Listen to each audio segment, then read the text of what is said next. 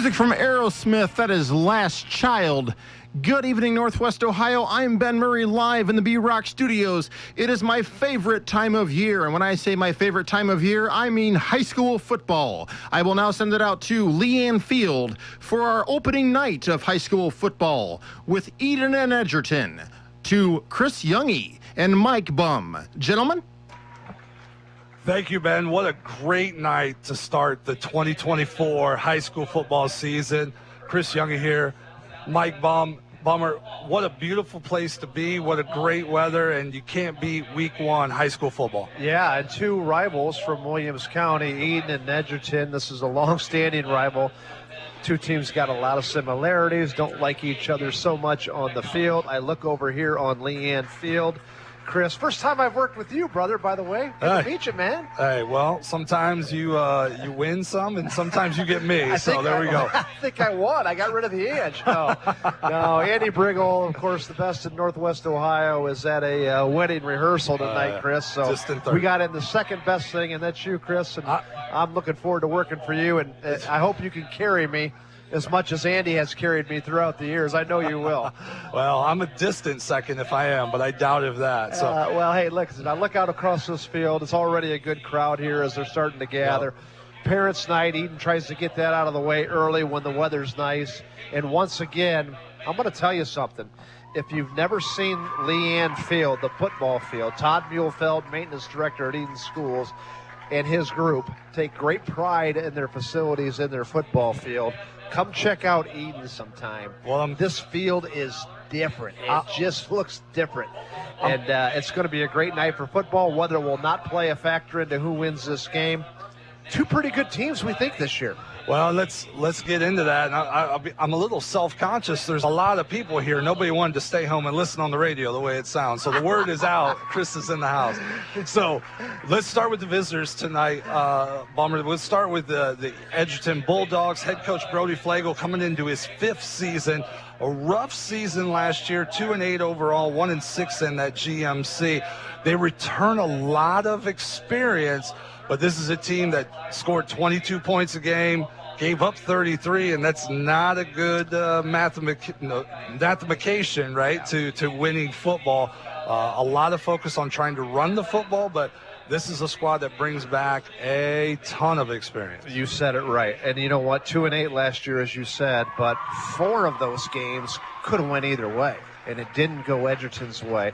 And you'll see that a lot of times with teams with inexperience that just maybe hadn't learned how to win. And don't undervalue how difficult it is for teams to learn how to win. You say, oh, that's not.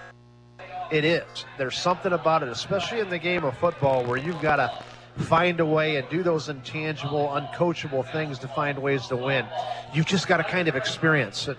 Maybe that was the case last year with Edgerton with that 2-8 slate. Maybe not. We'll find out. Right. But they do return really just about everybody, including the offensive line. And you indicated that they want to run the football.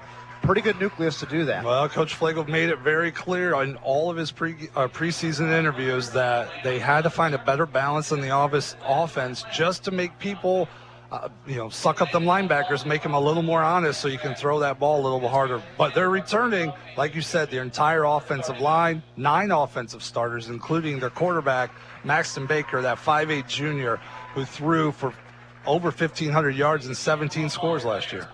Yeah, they're expecting some improvement out of Maddox Baker this year. He's a little bit bigger, a little bit stronger, a little bit faster, like obviously happens as you mature and get in your upper years of your high school.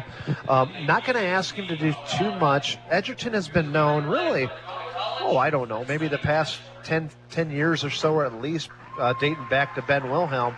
Although they're in that spread, they want to run the football. Right. So don't let that spread fool you like this is a passing team. It's still run the football, be physical, suck everybody up, as you indicated, Chris, and then try to hit the big one over top on that. And I think that's the blueprint tonight, especially for Edgerton, because they've got to control the line of scrimmage and control time of possession. Edon will score. We'll get to them in a minute. Yeah. I think the blueprint for Edgerton tonight to win, lean on that offensive line, Lean on Joel Walkup. Boy, he's pretty good. Lean on Scotty Krantz on the jet sweeps that they had so much success last year against Edon. And try to keep the ball away from Edon as long as possible. And I think that's the way you win the game tonight. Well, that's the other part of this, right? Both automatics, but he brings back two great targets with Scotty Krantz, like you mentioned, that 6'3" senior who first team all-league last year, led the team with 770 yards and 8 scores. And then Corey Herman, a 6'2" senior, 250 yards, 3 touchdowns. Those are the two big targets on the outside that Maddox is going to be able to toss the ball to, or he's going to be running those jet sweeps around. Pretty good measurements to throw at, right? 6'2", 6'3", not bad in high school ball. Not bad in high school at all. I will say this. Watching the game last year, 26-28, could have went either way. In fact, Edon had a big stop on the goal line and got a fumble recover to solidify that win. But, and my Edgerton friends may be getting a little disappointed with me if I say this, it seemed last year that at every improbable play that could have happened, Edgerton kind of made. Throw it up for a 50-50 ball to continue a series, they made it. Throw it up in the end zone, which kind of could have went either way, they caught it. So I don't want to say that score last year was misleading. That would be unfair. But watching that game last year, Edgerton made a lot of big plays that could have went either way in that game to kind of keep them in the ball game last year. But again, different team this year, more physical this year. I'm expecting another very competitive game, and a game that's not decided until the fourth quarter. You had mentioned the Joel Walkup. You know, gone from last year's team is that leading rusher, Owen Roth. Joel Walkup is the one in that backfield that's going to get most of the carries. He's going to get a lot of attention, and if Coach Flagel wants to run the ball, Walkup's going to be the one who's going to have a ton of those touches. Chris, I think 3rd and 2 and 4th and 1, if Walkup doesn't get the ball, I'd be surprised. Right. He's a very good back. He's physical. He can catch the ball out of the backfield. He can do a lot of great things. He's been very good. And you mentioned Scotty Krantz, too. But there's going to be really no secret tonight. I think Joel Walkup's going to touch the ball, I don't know, 20, 25, maybe even more times tonight. And I think that's a smart thing. At the small school level, listen, you don't have 9 and 10 dynamic players. You only have a couple, and you really want to ride them throughout the course of the game. And you got to have them to kind of have success and do what you want to do.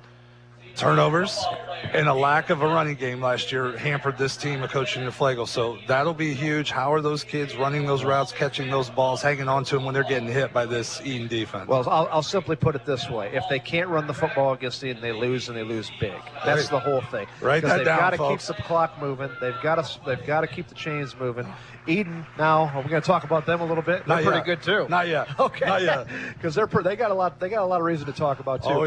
That, I think, is the key for Edgerton. You just simply, you can't turn the ball over. Right. They're not going to big play, I think, so much, although Scotty Krantz and Walkup are capable of explosive plays. There's no doubt about that.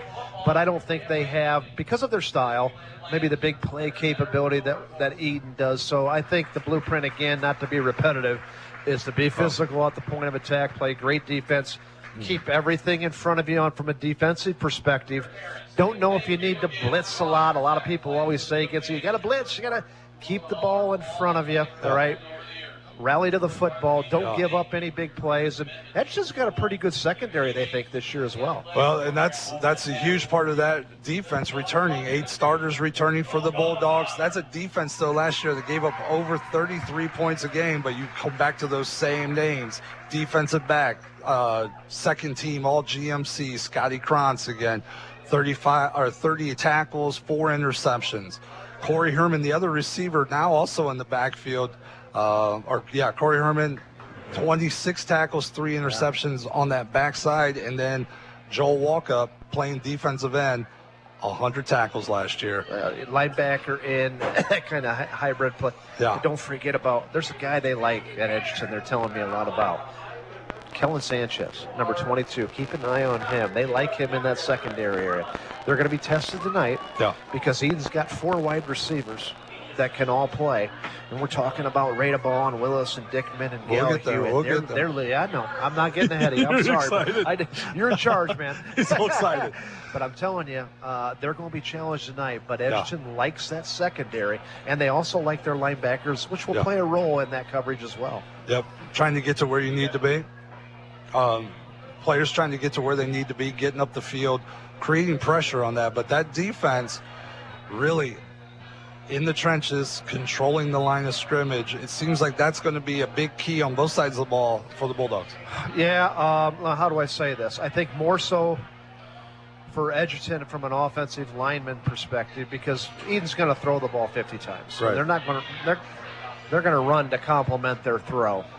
And Edon's going to protect the passer. I really think from a defensive perspective, Edgerton, the physicality up front. Obviously, in 90% of football games, you win and lose in the offensive and defensive lines. I get that. And I think that's the case with Edgerton tonight, offensively. Defensively, I think the question is more of, can the secondary and linebackers cover in space? Because Edon's going to get rid of the ball real quick. Yep. And you're going to have to either make deflections, rally to the football, and get tackles without no yards after first catch, or make picks. So I think the athletes in space for Edgerton on the defensive side are more important tonight, at least, than the physicality up front. Now you can say, hey, Mike, come on now, you got to get pressure. Sure, hard to do when you get the ball and it's one step and you throw. Anybody who can make that shirt work will be all right. You're lucky it's not TV if you see Mike's shirt tonight. So let's take a quick break. We'll come back. We'll break down the other side of the football. It's the Edon Blue Bombers on this home opener starting this 2024 football season. We'll be back right after this.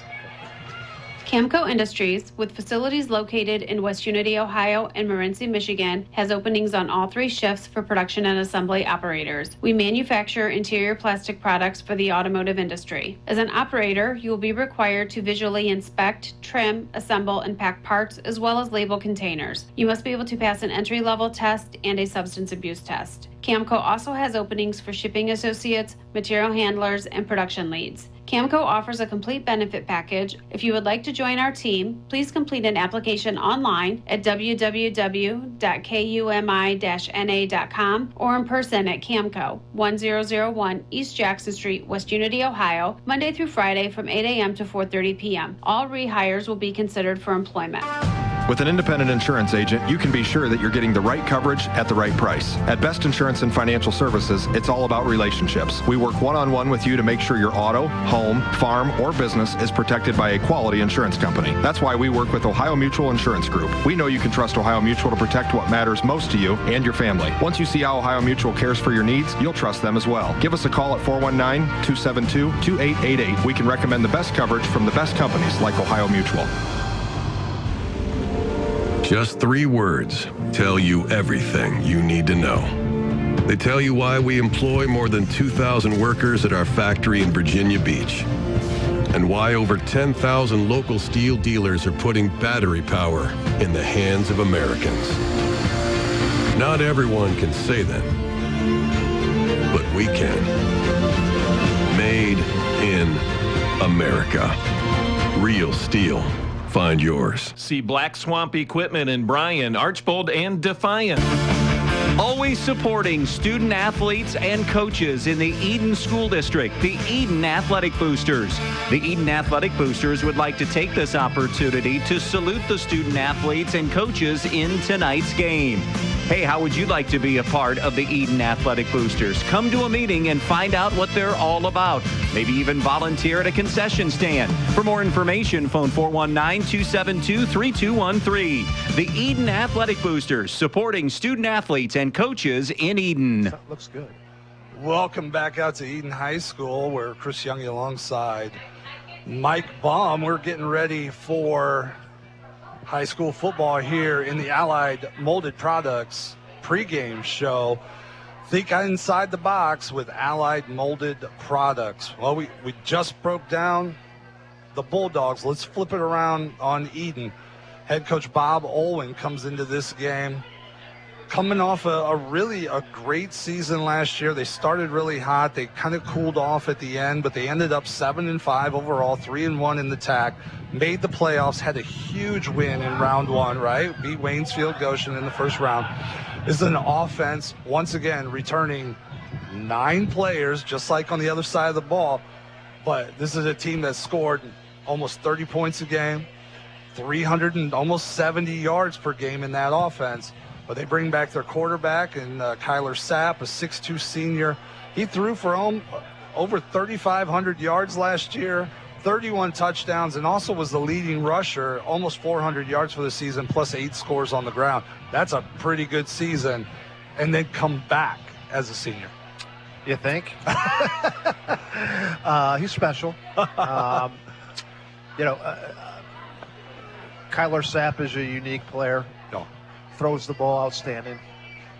Very physical, runs the ball outstanding. Yes, he's got some great parts around him, and we'll talk about them. I'm talking to Max Radeball. We're talking about Colton Willis, Eli Dickman. Of course, Colin Holbert. I want to talk more about him on the defensive side, too. But Brix Gallahue, he's got weapons. He's special, and he's the kind of kid. And you know what else, Chris?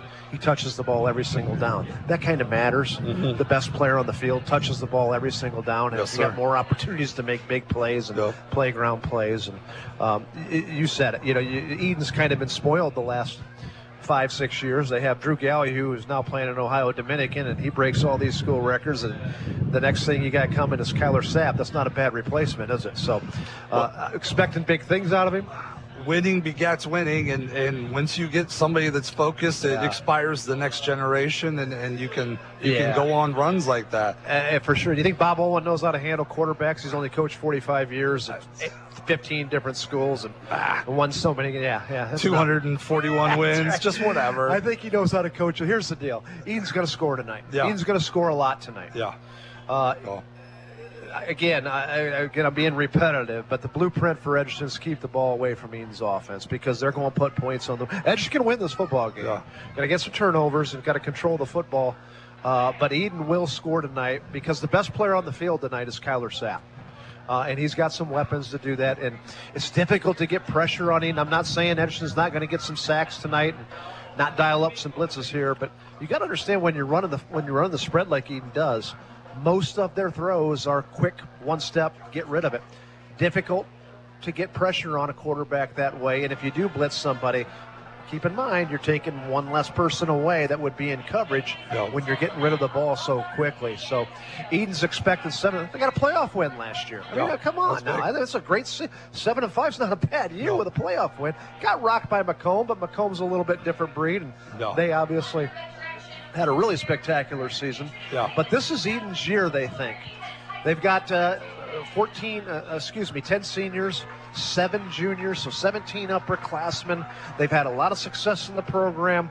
They feel like not only will they win the conference, they got a chance to win the conference, they feel like they should go back to the postseason, and they should, and they feel like they should make a deep run in the state playoffs. Well, it all starts today, and hopefully, Kyler Sapp can get the ball into the hands of Max Radeball, who almost had 1,000 yards worth of receiving last year, 14 touchdowns. And you've talked about Kendall Briggle, who had 750 yards last year and 8 touchdowns. You have the Dickman kid, Eli, who just all of these kids who, when you run the spread, you got to have guys that catch the ball and they got to run with it. And I'm glad you mentioned Kendall Briggle, because he's outstanding, and I didn't mention him in one of them, and he is legitimate. Let me tell you about someone else who's going to have the big game. The best offensive lineman, maybe the best offensive lineman and defensive lineman on both sides of the football for Edon is Parker Kelly. And not only is he going to have to protect the backside of Kyler Sapp, I'm looking at him defensively, because we know Edgerton's going to do what? They're going to run the football. You're going to have to be stout physically up front. A little bit different game plan for Edon. They're going to have to be physical up front and plug those holes. Take a look and spotlight when you get a chance on Parker Kelly, 4-year starter. He's legitimate. Well, and you're talking about a defense that last year gave up almost 35 points a game. They gave up 55 times. So that's got to be better. They got to be better than that. But they are returning. They're returning nine starters. Biggest return, offensive lineman, or defense, or Cohen Holbert is He's quite a man. He's a man. Already got an offer to Division II, Lake Erie College. The leading tackler for Edon the last couple of years. Yeah. And he is 40 tackles away from being the all-time leader in tackles at Edon. Battle on a hamstring. I hope that doesn't affect him tonight or into the future. Sometimes those hamstrings can linger on all season. He's legitimate defensively. He's really, really good. He's also really good offensively as a slot back and running back and kind of getting him out of the backfield. Very physical, but he's even better as a linebacker. Let's take one break while we get ready here in the Allied Molded Products pregame show. Are you currently looking for a home to buy but not sure how to get started? I can help with that. My name is Misty King, and I've been a licensed realtor in Northwest Ohio for 23 years. The world of real estate is changing for buyers, and I want to make sure you understand how those changes affect you before you get locked into a buyer contract. So call me today at 419-633-4997 to schedule a free consultation and an in-depth explanation of what the new guidelines are. Call 419-633-4997. I'm Misty King of AmeriMade Realty, and I'm your hometown real estate pro. Michael Jordan once said, some people want it to happen, some wish it would happen, and others make it happen. The Edgerton Bulldogs want it, wish for it, and make it happen. The Edgerton Athletic Boosters want to thank all of the Edgerton athletes for their hard work and dedication, and want to wish the athletes and coaches good luck. So from the Edgerton Athletic Boosters, go get 'em Bulldogs. We're behind you all of the way. Good luck to all the Edgerton athletes. The more your life changes, the more your insurance needs change. See Danielle Van Atta of Danielle Van Atta Agency today. She can conduct a free personal insurance review to help you determine how much and what type of coverage is right for you, with no costly gaps or overlaps. Interested? Phone Danielle Van Atta today at 419-636-0408. Back out here at Edon High School, Chris Junge alongside Mike Bumb as we move into the last few minutes before kickoff here for 2024 high school football. Let's look at some of those other contributors and big names that we need to keep an eye on the defense for Edon. Kendall Briggle, that 6'3" junior we talked about as a receiver also, 31 tackles last year. Gage Nestor, 31 tackles. And then, like you said, up front, a big player, that Parker Kelly. He's going to be a huge part of what's going to happen today. He really is. And then interior again, making plays against the running game, how well he gets off blocks and makes plays at the line of scrimmage. You said it, Chris. If Edon's going to be the team that they think they can be, and they've got the parts to do that, they got to be better defensively. That's exactly Mike. Oh, that's exactly right, Mike. This is a team that needs to improve fundamentally, getting to the ball quickly, and then being a solid tackler is big. You better be a solid tackler against Scotty Krantz and Joel Walkup tonight, too. Both of those kids are outstanding running backs. Perfect. That is quite the pregame show, Mike. We got through it. Allied Molded Products, the proud sponsor of the pregame show today. We are ready, getting ready. 2 minutes and 30 seconds. Teams coming out. 2024, brother. What are your thoughts? We've kind of touched on this, but give me that one most important key to the game for the visitors to continue this back and forth. Road team has been winning the games. It's simple. Ball control. You're going to have to run the ball effectively, keep the ball out of Edon's hands. Again, Edon will score, but if you can sustain long drives, utilize that big offensive line, that returning offensive line that Edgerton has with Joel Walkup, the jet sweeps with Scotty Krantz, that's the blueprint. Turn around on the other side, Edon Blue Bombers. What do you got there? Well, I think Edon's probably, and again, my good friends from Edgerton would not like to hear this, probably got a little bit better roster, and they also got the best player on the field tonight, and that's Kyler Sapp. So I think this with them, here's something that you hear every single week. It's pretty boring, but I'll say it. You can't turn the ball over because they're going to put the ball up 45, 50 times a game with Kyler Sapp. And if they have 3 or 4 turnovers against Edgerton, and they had that ball control. Edgerton, there's a way for Edgerton to win this game. Edgerton's much improved, and don't let that 2-8 record of a year ago deceive you. Yeah, like you said earlier, those were all a lot of hard-fought battles. It's not like the league they play in is a joke. The GMC had some really good football teams in there. That 1-6 is tough. And I'm glad you said that because let's be honest with you, Edgerton had a tougher schedule last year than Edon does. No doubt about it. GMC's better than the TAC. Just is what it is. Bigger schools. Well, we are set here as the teams come out. Get ready to kick off this season. We are slowly surviving all of this. Parts missing.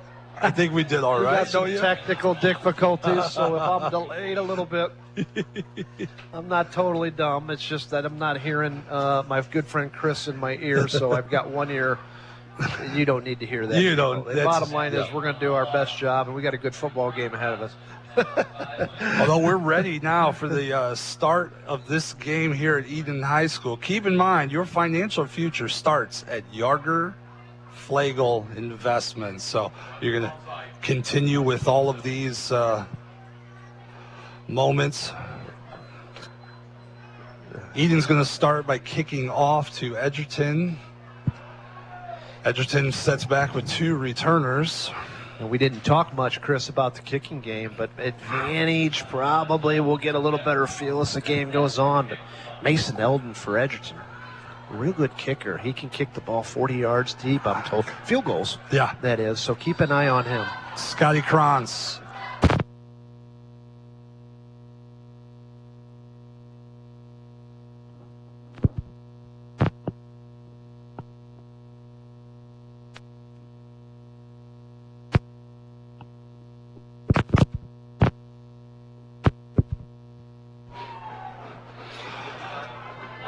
Ball was received by Edgerton, and they were stopped at the the 17-yard line, and that's where the Bulldogs are going to take over.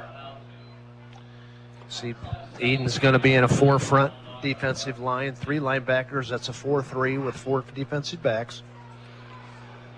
Edgerton splits out of the huddle. They're going to run 2 to the right, a tight end to the or 2 tight ends looks like to the left. Snap to Maddox. He's going to hand off inside. Gives that ball to Walkup, and he is out over the 30 to the 33-yard line. 1st and 10. Nice way to start if you're a dog fan, Chris. Yep. That's 12-yard gain, just a power blast. Edgerton pulled the backside guard and tackle, and Joel Walkup. He's a good running back. They started him kind of not quite in the slot, just off the line a little bit, and he came through with the inside handoff. 2 in the backfield with Baker, 1 to the right. Edgerton shows like they want to jump a little bit. Baker calls out the signal, hands off. He's going to take it himself, runs it right to the left-hand side. It looks like about 4 yards, bringing up 2nd and 6 for the Dogs at their own 32-yard line. Danny Avila Garcia in on the tackle there, playing looks like the right defensive tackle there for the Bombers. Bulldogs back to the line of scrimmage. Looks like they've lined up with a fullback this time. Tight formation, hands that ball off to Walkup. He to the left side, up over across, 1st down, up across the half midfield, up to looks like the 45-yard line of Edon. That's a big pickup. Listen, we're 3 plays into it. No one needs to get over dramatic, but 12-yard gain, 4-yard gain, 15, 16-yard gain there, Chris. Offensive line asserting themselves for the Edgerton Bulldogs. Looks like he stepped out at the 49 of Edon, but the Bulldogs are over the ball real quick once again. Baker claps his hand. Inside handoff there. Gets it over to... Who did he give that ball to? Keller Sanchez. Looks like the 5'10 sophomore gets his first carry this season. Good athlete. Coach Flagle talked about him in the pregame with me. defensively, offensively. They really like what they got in Sanchez. Gain of 8 on the carry. Ball's on the Edon 40. Tight formation again. Here comes Baker. Fakes the handoff, takes it to the left himself, up through, gets a big first down over into the 30-yard line. That is a gain of 11. If you're an Edgerton fan, it's 7 plays. Again, we're only 2 minutes into the ball game, but this is exactly how you would have scripted it. Chunk plays, not putting the ball on the ground in the air, eating up clock, and physically opposing your will. It's early. We're not going to get carried away, but right now, things are going according to Edgerton's game plan. And you haven't given the ball to Kranz or Herman. It's coming. Or even Weaver, who's a big target out there on tight end, who's lined up way out left. We're going to get a false start. Yeah, those right there, especially if your ball control team is going to be in legal motion against somebody flinched against Edgerton. So that hurts you when you want to have that ball control, and now you're in 1st and 15. And looks like they had a conversation about it. Oh, they're picking it up. Nope, false start. They're going to march it off. 5 start. 1st and 15 for the Bulldogs.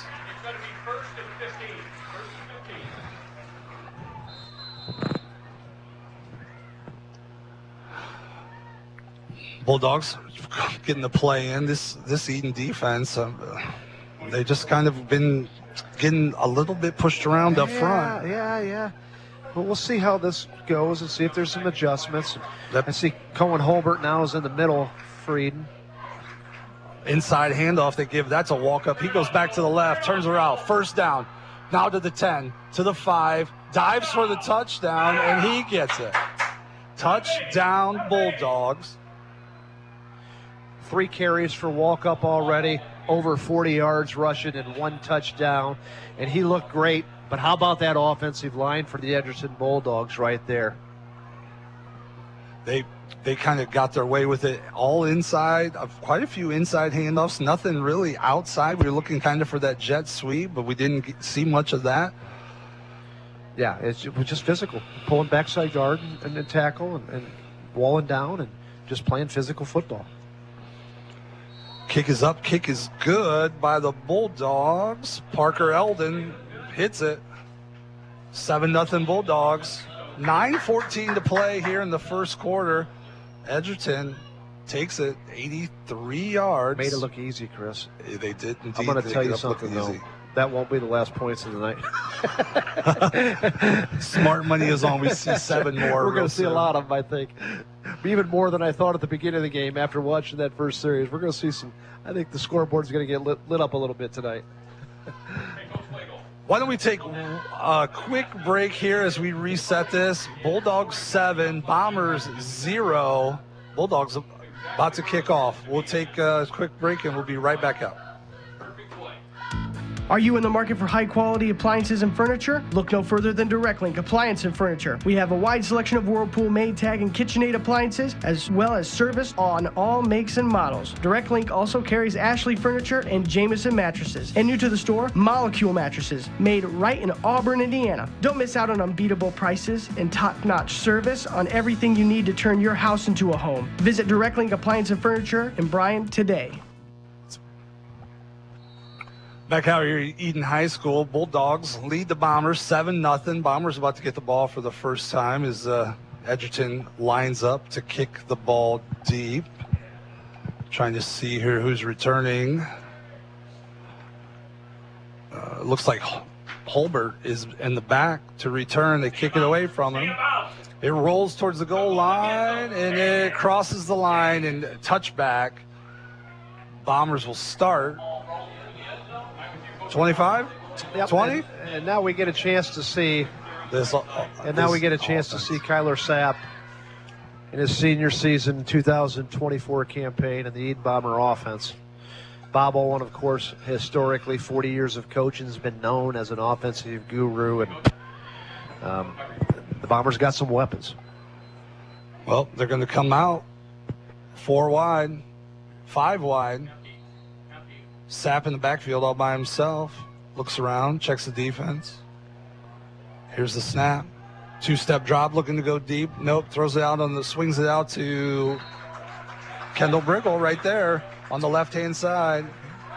Just a little out pattern there. Simple. Really wasn't that well of a thrown ball by Kyler Sapp, but enough to get 5-yard gain, 5 or 6. They gave him 6.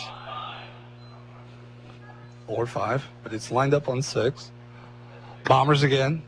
3 to the right, 2 to the left. Sapp in the backfield all by himself. Edgerton shows blitz. He throws it quickly to the right-hand side, gets it out to... it looks like he got it out to Corbin Olds. Yeah, as Eli Dickman caught that. There's some questioning on if he actually caught the ball. The Edgerton fans think maybe he juggled it. We couldn't tell, and the referees are saying that it wasn't incomplete. So this puts a 3rd and 5 situation here for the Edon Bombers. Edgerton right now, 3 down linemen, 5 linebackers, and it looks like an umbrella 3 in the secondary. It was kind of a questionable juggle by Dickman. He's lined up to the right-hand side with 2 other receivers, so 3 to the right, 2 to the left. Edgerton shows like they're going to bring a middle linebacker. Sapp drops back, throws the ball quickly over to Ray the ball. He catches it, and he's short. Yeah, and it's short, and it's 4th down, and Edon's on their own 29-yard line. And you know what? Bob Olin's crazy enough to go for it here. If his MO has anything in the past, 4th down and 1, he's going to go for it here. Halbert looks like he wants to go. He wants to, let's play some smash mouth football, but looks like they're going to run some extra people in. Edon's getting back into a punt situation. I wouldn't have been surprised that it's fake. Went for it here. I don't know if they'll fake it or not. I think probably at this phase of the game, probably not.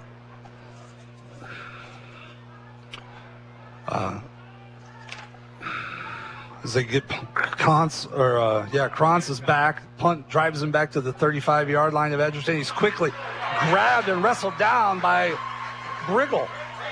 And the Bulldogs will start on their own 35-yard line. Yeah, Kendall Briggle made a great open field tackle there with Scotty Krantz. Scotty Krantz as a punt returner is lethal back there. So in the open field, that was a big-time play by Kendall Briggle to get him down. Also a big-time stop by that Edgerton defense to get Edon off the field. It really is. Any stops you can get against Edon is good. And now you go back, and I would, listen, I'd do the same exact thing. Why not? Same thing they did in the last eight play series that they went for a touchdown. Keep the ball on the ground, heavy dose of Joe Walkup, pull the backside guard, backside tackle, maybe run a jet sweep to Krantz.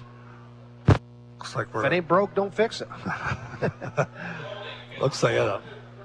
Oh, man, they called a holding call during the play, which is going to move that ball up to the 47-yard line for their own. Edgerton's on their own 47. You remember Coach Tressel, right? When he was at Youngstown State, he ran the same isolation play 20 times in a row. And the coach up in the press box says, "Coach, are we going to call anything different?" And he goes, "As soon as they stop this play, yeah, exactly. I'll call something different." Oh, yeah. That's why I thought about giving me the ball. Edgerton comes in, lines up. What do we have going on? This looks like it's 4th down on the far side. They haven't changed the down marker. Coach Flegel runs in a new play as Sinclair brings it in to Baker. Baker now, everybody's over the ball, ready to move. Snaps the ball, waits to drop back. He looks, throws it up, throws it to Krantz. Krantz, Scotty cuts it, takes it down to the 20-yard line of the Blue Bombers. Love Coach Flegel's play calling. Throws the ball on 1st down, something you didn't expect. He did say when I talked to Coach Flegel that Maddox Baker's arm strength's much improved. Boy, it looked like it there. Just a simple flag pattern by Scotty Krantz. Got behind the Edon defenders. That's a chunk play. The 5'8 junior, Maddox Baker, completes his first pass, and it's a big one. Baker here hands the ball over to Joel Walkup, who is stacked up. Looks like maybe a gain of 1. They're going to give him 2nd and 9 from the Edon 19.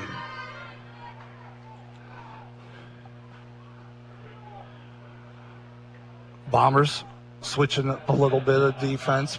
Guys in, guys out. little different look for Edgerton. They're going to look at jet sweep. Here it comes. Scotty Krantz around to the left-hand side. There's a flag, but he's going to get about 5 yards on the play. But we'll see what the flag is. That was a different look from Coach Flago. He has not lined up like that yet. This was his first time. Everything else has been those two to the left, bunched on the right. Yep, and that's why they didn't line up like that. It's an illegal formation, so they're going to bring it back +5. Second down to 15 for the Bulldogs. Bombers in a 5 front, 5 down linemen. Parker Kelly on the left side, the left defensive tackle, will be on the right side for Edgerton. Cohen Holbert's now been in the middle. Concerted effort to kind of stop things between the tackles by the Bombers. So far, they haven't been able to do it. Walk up in the backfield with Baker as he rolls out to the right, throws it quickly over to Corey Herman, who fights his way for a gain of 3.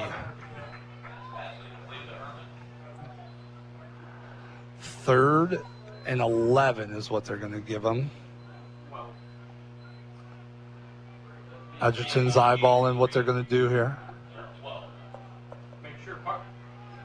A lot of options. They've had some good success come bringing that ball just off tackle a little bit. Baker in the backfield. We're going to get an idea of Baker. Oh, still going to pitch to walk up. He goes wide left. They can't. Edon does a great job stretching it out, shoves him out of bounds for no gain. That was a great defensive stand there by Edon. Kyler Sapp, the quarterback, stringing it out. Number 12, Gage Nestor making the tackle. And a host of Edon Bombers, Cohen Holbert in there. Defensively, that was as good of a play that Edon's had, and the gang tackles. Right now they've got Edgerton in an uncomfortable situation for them, 4th down and long. Keep in mind, Chris, Edgerton's got a really good field goal kicker. Well, it doesn't look like they're going to try him. Oh, yeah. No, they are not going to use him here. As Baker brings the team back up, they're going to go for it on the 20-yard line, 4th and 11. And we're going to have a timeout, Edgerton. We're going to take that Edgerton timeout with Edgerton. We'll come back out here, 4:50 to play here in the first quarter. Bulldogs looking at a long 4th down play. It's up 7. Your friends at your neighborhood Edon Farmers Co-op Country Store would like to invite you to stop in at the Edon, Montpelier, and Edgerton stores to check out their complete line of pet supplies, animal feed, and outdoor products. Their friendly, knowledgeable staff is ready to answer all of your questions concerning their complete line of Kalmbach, Land O'Lakes, and much, much more. For your convenience, your purchase can be carried to your vehicle by one of their employees. Be sure to stop by soon and see them at your hometown country store, the Edon Farmers Co-op. Back out here at Edon High School, Chris Junge alongside Mike Bumb. And Bummer, what do you think in Coach Flago's second guessing here? I think he's going to kick the field goal. He's got a really good field goal kicker, a kid who's really prepared hard in the off season, went to some camps, and just as I say that, they're not. They're going to go for it. So we're going to get an idea here of Maddox Baker's arm strength here. Scotty Krantz to the right. They're going to roll a wheel. Here it is. It's wide open. Touchdown, Edgerton. Another score. Pretty good start for Maddox Baker. 2 passes, 60 yards throwing the ball, 50 yards throwing the ball. And how about Scotty Krantz? Both of the catches are from him. Touchdown Bulldogs. Well thrown ball by Maddox Baker. They lined him up in the slot. Outside guy comes, hits it in. He goes out around the outside on a little wheel, and they knocked it. You know, they threw a perfect throw. He did. It was a great throw, and Krantz is great. He's fantastic. But if you're an Edon fan, you're a little disappointed that it's 4th down and forever, and you're kind of singled up back there, and there's no over the top help there. It kind of left him in an island out there. I would have thought maybe had a little safety support. Nonetheless, the Bombers didn't have that. Now they get it back to their strength, their offense. You also have Walkup back there who's ripped off some big runs, so you kind of had to be easy there. You're right. Good point there. Good point. You always got to keep an eye on him. Bulldogs second possession leads to about a 60-yard drive that ends in 7 points on a 4th and 11 from the 20-yard line. Baker to Krantz again. Bulldogs 14, Bombers 0. Let's take a quick break. We'll come back for the next possession for the Bombers.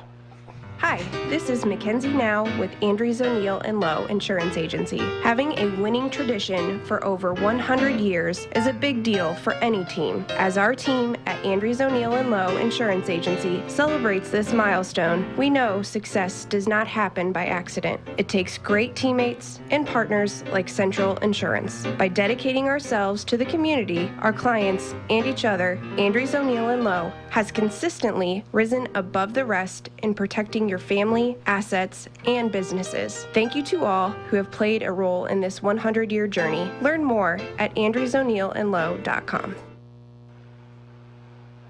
14-0 lead for the Bulldogs as they kick off here. Parker Eldon's going to boot it deep for the Bulldogs here at Edon High School. Edon scoops it up really quickly and starts to return it.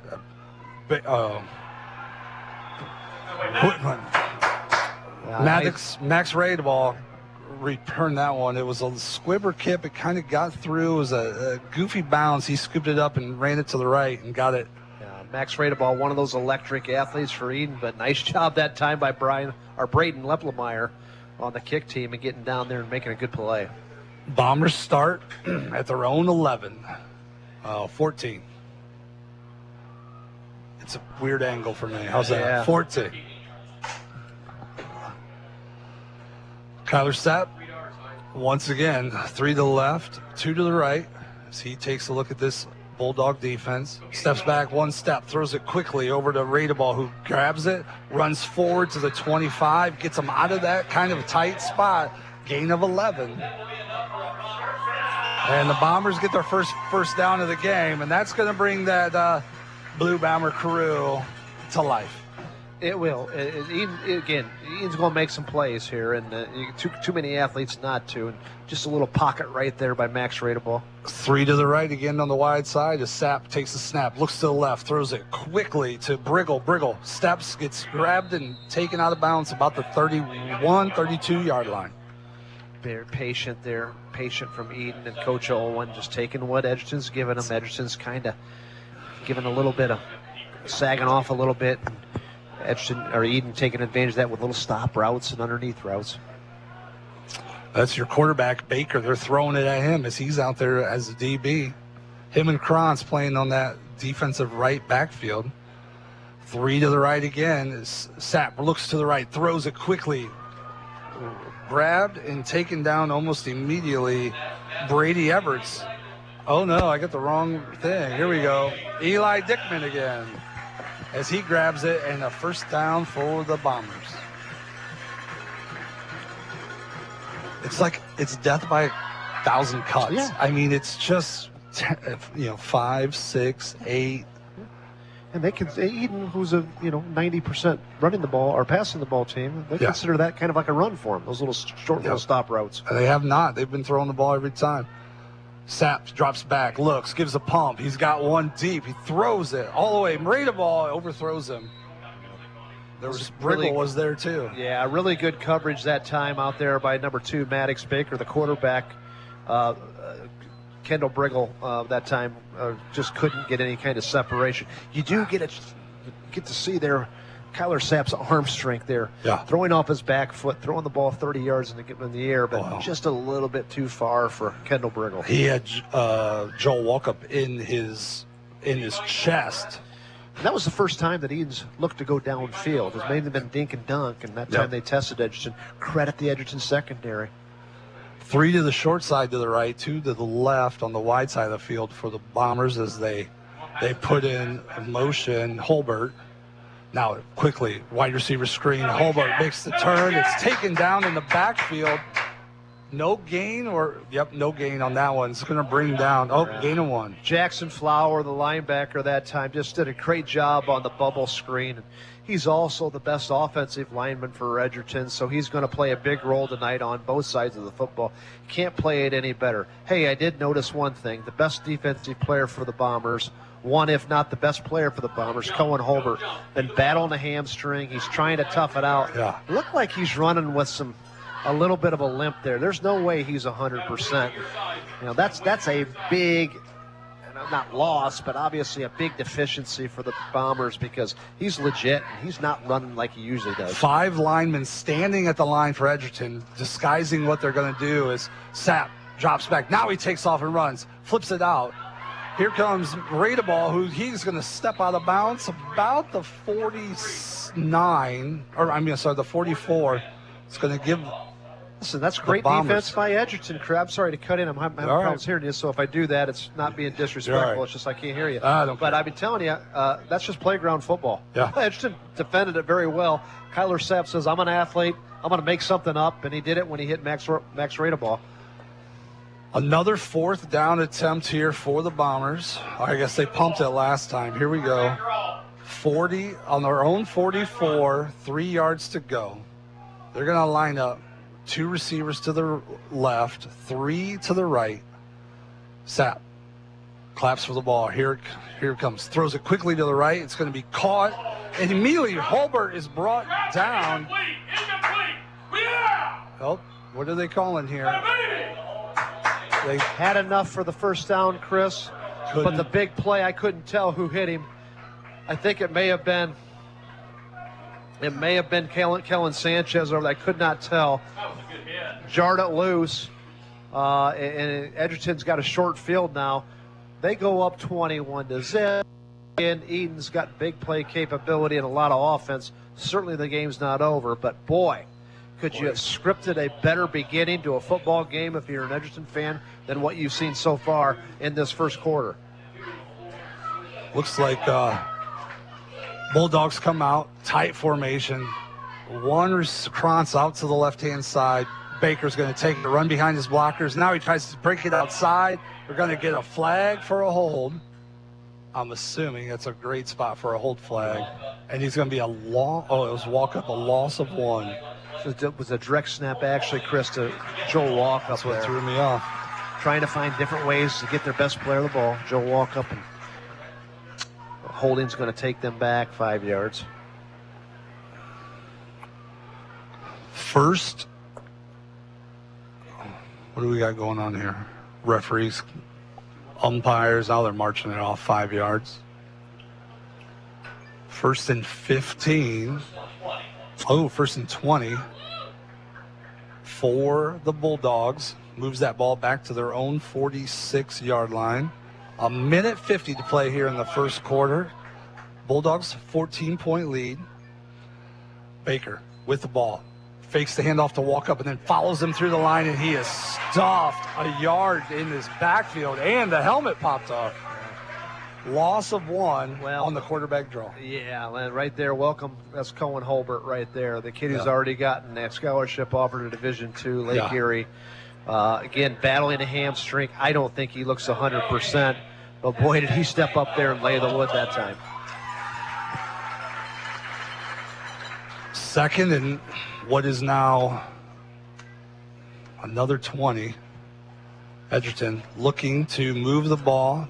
Clock is running. We've got a minute left here in the first quarter. Krantz to the right, and we're going to get timeout Edgerton. Looks like Coach Flago is trying to create a plan that's tailored for his team for a victory, just like Yarger Flagle Investments. Let our team create investment strategies tailored for you. Let's take a break real quick. We'll come back with this big, long 2nd down play for the Bulldogs. Good segue there. That's good. Who doesn't love being number 1?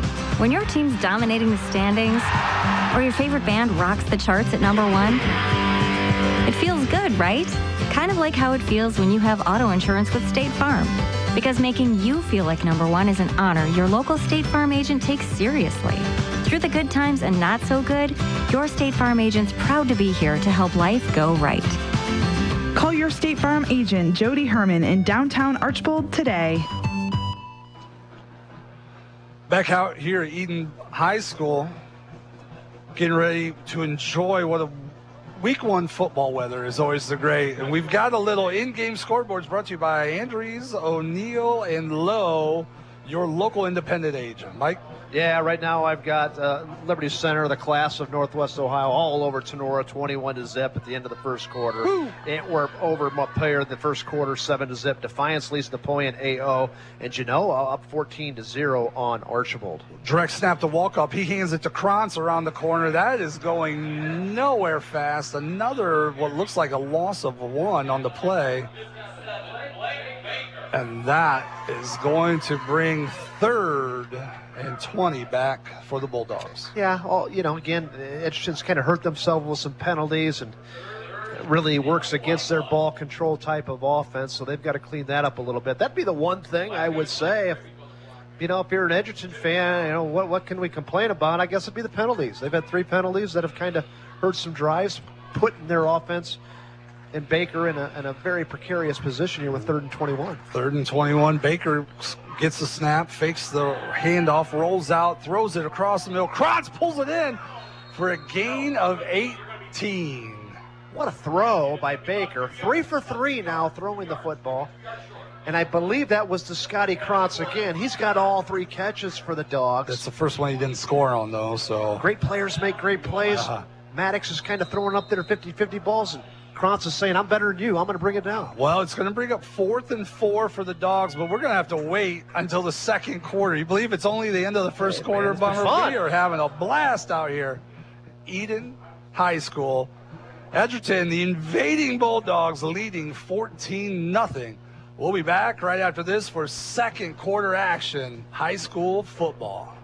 Jason Deach Collision and Customs is Northwest Ohio's largest trailer dealer with over 300 trailers in stock, from 53-foot race trailers and custom toter homes to open deck car trailers, dump trailers, landscape trailers, and equipment trailers. But they don't just sell trailers, they service them, add options, and do repairs on any brand. Because they're racers themselves, they know how to build the trailer right for your racing needs. Stop by their Edgerton location or shop 24/7 at jasondeachtrailersales.com. If you can dream it, they can build it at Jason Deach Collision and Customs. Are you in need of quality furniture and appliances? Look no further than DirectLink Appliance and Furniture. With Whirlpool, Maytag, and KitchenAid appliances, and Ashley Furniture, and Jamieson mattresses, and new to the store, Molecule mattresses. Made right in Auburn, Indiana. You'll find everything you need for your home. Plus, our trained technicians provide service to all makes and models of appliances. With unbeatable prices and impeccable customer service, DirectLink Appliance and Furniture is your one-stop shop for all your home needs. Don't wait. Shop DirectLink Appliance and Furniture today. The more your life changes, the more your insurance needs change. See Danielle Van Atta of Danielle Van Atta Agency today. She can conduct a free personal insurance review to help you determine how much and what type of coverage is right for you, with no costly gaps or overlaps. Interested? Phone Danielle Van Atta today at 419-636-0408. Well, Mike, we're back out here at Edon High School. I mismanaged our time, and we just missed the 4th down play. But the Bulldogs were able to convert on 4th and 3. Handoff to Joel Walkup, and he took it to the right-hand side. And now the Bulldogs are inside the 10 of the Bombers, looking to stretch this lead. Baker hands the ball, or takes the direct snap, runs it up there. Gain of 1 gets them to the 8-yard line. Yeah, nice tackle there by Blake Baker. Big, strong run by Walkup, though, isn't it? He kind of twisted in the hole. It looked like they might have had a chance at getting him to stop him on that 4th down, but he just powered through. He's good. He just is good. And good backs make plays. And 6'1", 205 is tough to bring down. 2-yard plays into 5-yard plays. Walkup back with it, back up in. Oh, what was he? Off tackle there to the right-hand side. Steps in. He looks like he got a gain of 5. It's going to be 3rd and goal from the 3. And I know you got a good field goal kicker if you're Edgerton, but I think this is 4-down territory regardless. You go for it. Your offensive line has asserted itself, so a couple plays between the tackles, I think, if you're the Bulldogs. Back to Walkup. He's hitting the backfield, but he stays on his feet. He twisted, but he did not get anywhere. He's going to be back, looks like, to the 5. 4th and 5. Cohen Halbert came on a blitz that time and laid the wood. Remember, last year, Edgerton's going to go for the field goal here. Last year, Cohen Halbert made a big play on the goal line to jar the ball loose and secure the victory for Edon. This time, the Dogs not taking any chances. They're going to try to go up by 17. Parker Eldon lines up for this field goal attempt, which is about 2 yards longer than an extra point, and it is up, and it is no good. He pushed it to the right. So kind of a double-edged sword there. You don't get the points, but also your defense is got them backed up on their I don't think it's fair to second-guess Coach Flago on that. I know your offensive line's been playing good, but you also got a good field goal kicker. And Edon just had made a big play there with Holbert, so we can sit. It's always easy to sit in the stands. Hey, let's go for it there, but I don't think you can second-guess. It just didn't work out that time, and that's a big stop for Edon now. That's a big stop for Edon. That's huge. They're going to come back out here. For all of you who aren't sure, you're listening to high school football here on WBNO. B-Rock, baby. B-Rock with my man Chris filling in for the Ange. Love having you. Just carrying me just like Andy Briggle does. Is that why he walks hunched over? He's carrying you all the time? That's exactly why, my man. Sap in the shotgun. 3 to his left. 2 receivers to his right. Steps, looks right, throws it out. Quickly caught by Willis. And he's going to get out of bounds after 11. First down, Bombers. Yeah, you'll take that. He's happy. Oh, my bad. It's 6. Nice tackle there by Braden Leplemeyer's made a couple big tackles tonight for the Dog. One on the kick, physical right there. Yeah. Leplemeyer, that's a name that you hear from Edgerton throughout the ages for sure. Yeah. He's not running his feet. It was a gain of 6 on the play. I'm sorry, not 11. So it's going to bring up 2nd and 4 for the Bombers on their own 26-yard line. Sapp puts Holbert in motion. Now looks at him. Wants to throw the receiver. Now he throws it on the edge to Dickman, but Eli can't get his feet down. It's going to be incomplete. Just really wasn't a very good throw that time by Kyler. He was open. He almost looked like he tried to sidearm that one. If he'd have just come like over a baseball a little bit. Yeah, He's a good baseball pitcher too. Well, you'll have that.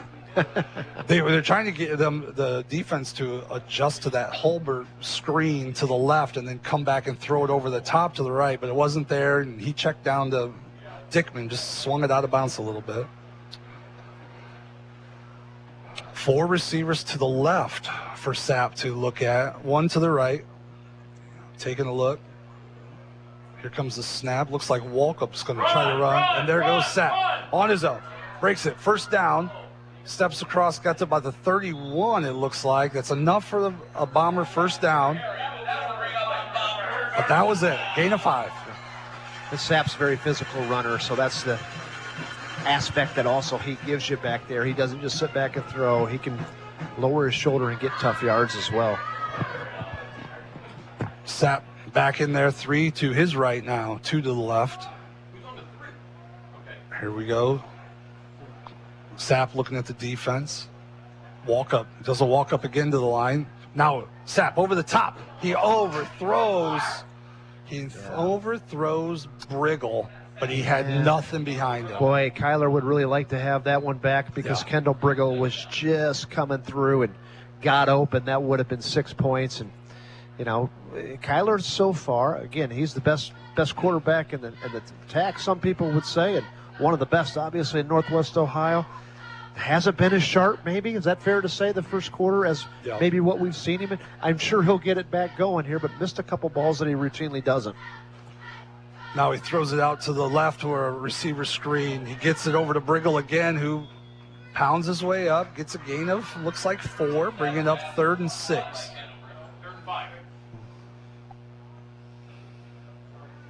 And listen, also, when you get up to the batter's box, you're not always going to get a hit. Great hitters bat 300 in Major League, right? Exactly. So you're not always going to make a completion. I understand that. And he's a great player, so he's going to miss a few of them here and there, but he's going to make some great plays tonight too. And we are about 16 minutes into the season, so that's right. Bump the brakes, right? Bump the brakes a little bit here. 14-0 Edgerton. Sapp throws it to his left quickly.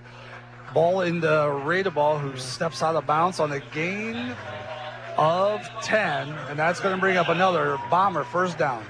I think Max Radeball probably is the best route runner for the Edon Bombers, and very crisp, clean routes, and finds a way to get open usually. That was a big thing for Coach Olin, though, right? In his interviews, he said, we got to get better at running routes. We have to be better at catching the ball, and There were a couple tosses so far that have been off, but the ones that have been missed have been decent balls, most of them. 3 to the right. Sapp brings the ball, throws a wide receiver screen to Dickman. Dickman turns outside, gets to the 38. Looks like we're going to have a loss of 1 as a great defensive tackle made. Jackson Flower again at that linebacker position, and again, Coach Flagel talked about him as an offensive lineman and as a linebacker.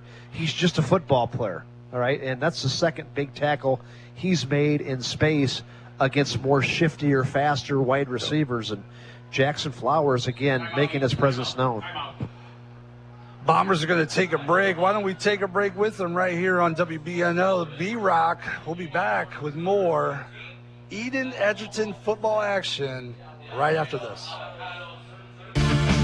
Always supporting student athletes and coaches in the Edon School District, the Edon Athletic Boosters. The Edon Athletic Boosters would like to take this opportunity to salute the student athletes and coaches in tonight's game. Hey, how would you like to be a part of the Edon Athletic Boosters? Come to a meeting and find out what they're all about. Maybe even volunteer at a concession stand. For more information, phone 419-272-3213. The Edon Athletic Boosters, supporting student athletes and coaches in Edon. Get your painting done this summer with Clark & Kensington Paint from Donaldson's Ace Hardware. Clark & Kensington offers excellent coverage, washability, and the primer built right in, making your paint job quick and easy. Perfect for refreshing your home inside and out for any summer gathering. Don't wait. Head to Donaldson's Ace Hardware on North Union Street in Bryan for all your accessories and transform your space with Clark & Kensington Paint. Ace is the place with the helpful hardware folks. United Oil in Ney supplies and delivers home heating oil, farm fuel, diesel, and propane for your home, farm, or business throughout Northwest Ohio with dependable service and competitive pricing. Order your propane or heating oil today for the cold winter ahead. Call 1-800-962-9839 or stop by United Oil in Ney, serving you with dependable service for over 70 years. It's United Oil. United Oil would like to wish all the athletes good luck in today's game. Football action on B-Rock from Edon High School. Chris Young alongside Mike Bumb, and Edon has the ball, 2nd and 10, down 14 on their own 42-yard line. Kyler Sapp checking the play. He's checking off 3 receivers to his left. Here comes the snap, looks at the screen, pump fakes it, hits the slot guy. Off running is Max Radeball. He gets all the way to the Edgerton 40-yard line for a big gain of 20 yards. Again, one of those great routes that Max Radeball has, and well thrown by Kyler Sapp. Right up the middle on the seam route there. They've thrown so many of those screens to the outside. When Sapp pump faked that, defense shifts, and then he came back to the middle guy on that 3 receiver side, and he was wide open for 20. 2 to the right again now. Radeball is in motion to the right. They're going to look at that, throw that receiver screen. They got blockers out there, but there's a big flag as the receiver, Willis, was holding, trying to get an advantage, Colton Willis. Yeah, a little bubble screen that time on the perimeter. The wide receivers blocking and got a little bit too much arm there. And I think it was a good call. It was right in front of us there, so that'll negate that play. I didn't. If he wouldn't have called that, there would have been a question. It was pretty clear. Well, we had a good view of it, too, right? So we're going to back that back up. It's going to bring 1st and 19 from the 50, right from midfield, 50-yard line. 6:40 to play here in this first half. Edgerton, 14-0 lead. I don't know if you would have put money on Edon shut out. Well, they better get moving here because there's 5 seconds left in the play clock, and Edon's going to have to take a timeout. Yep. Not sure what's going on. There's plenty of discussion about what's happening here, but looks like the play clock ran to 0. Referees are going to get together, and I think there's some question on if a player should have left and there should have been a pause in the clock or what, but right now it looked like Edon's got to call timeout to save a delay of game. I don't think they did. I think there was that conversation. The the referees reset the play clock to 45. They're going to wind it, or 25. 2 to the right, 3 to the left for Sapp as he takes a look. Now we're going to have offsides. Looks like somebody lined up at the neutral zone.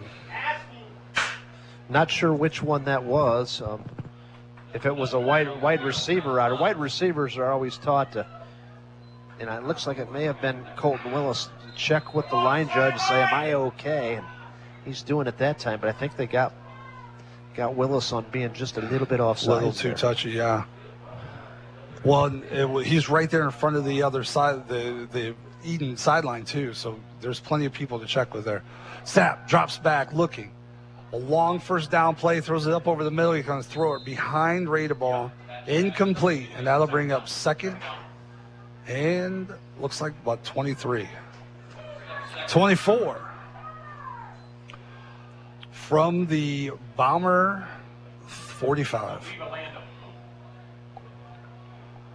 Not the first half we expected out of this Bomber offense. Not so far.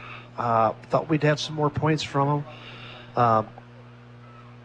They have looked decent in spots, right, but haven't been able to put enough together drive-wise to really even be in scoring position. Sapp rolls out to his left, takes a look, throws it to the sideline quickly over to Briggle, who is wrapped up for a gain of 8.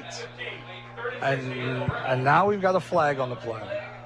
A couple things that you always, there's 3 big things on week 1 that you worry about as a coach.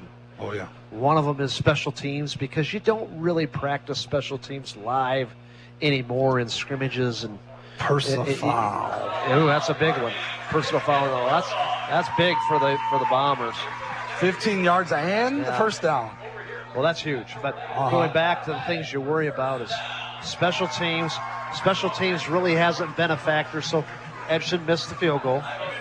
Another thing you worry about is what kind of condition you are in, because it's hot out. It's the first playing game.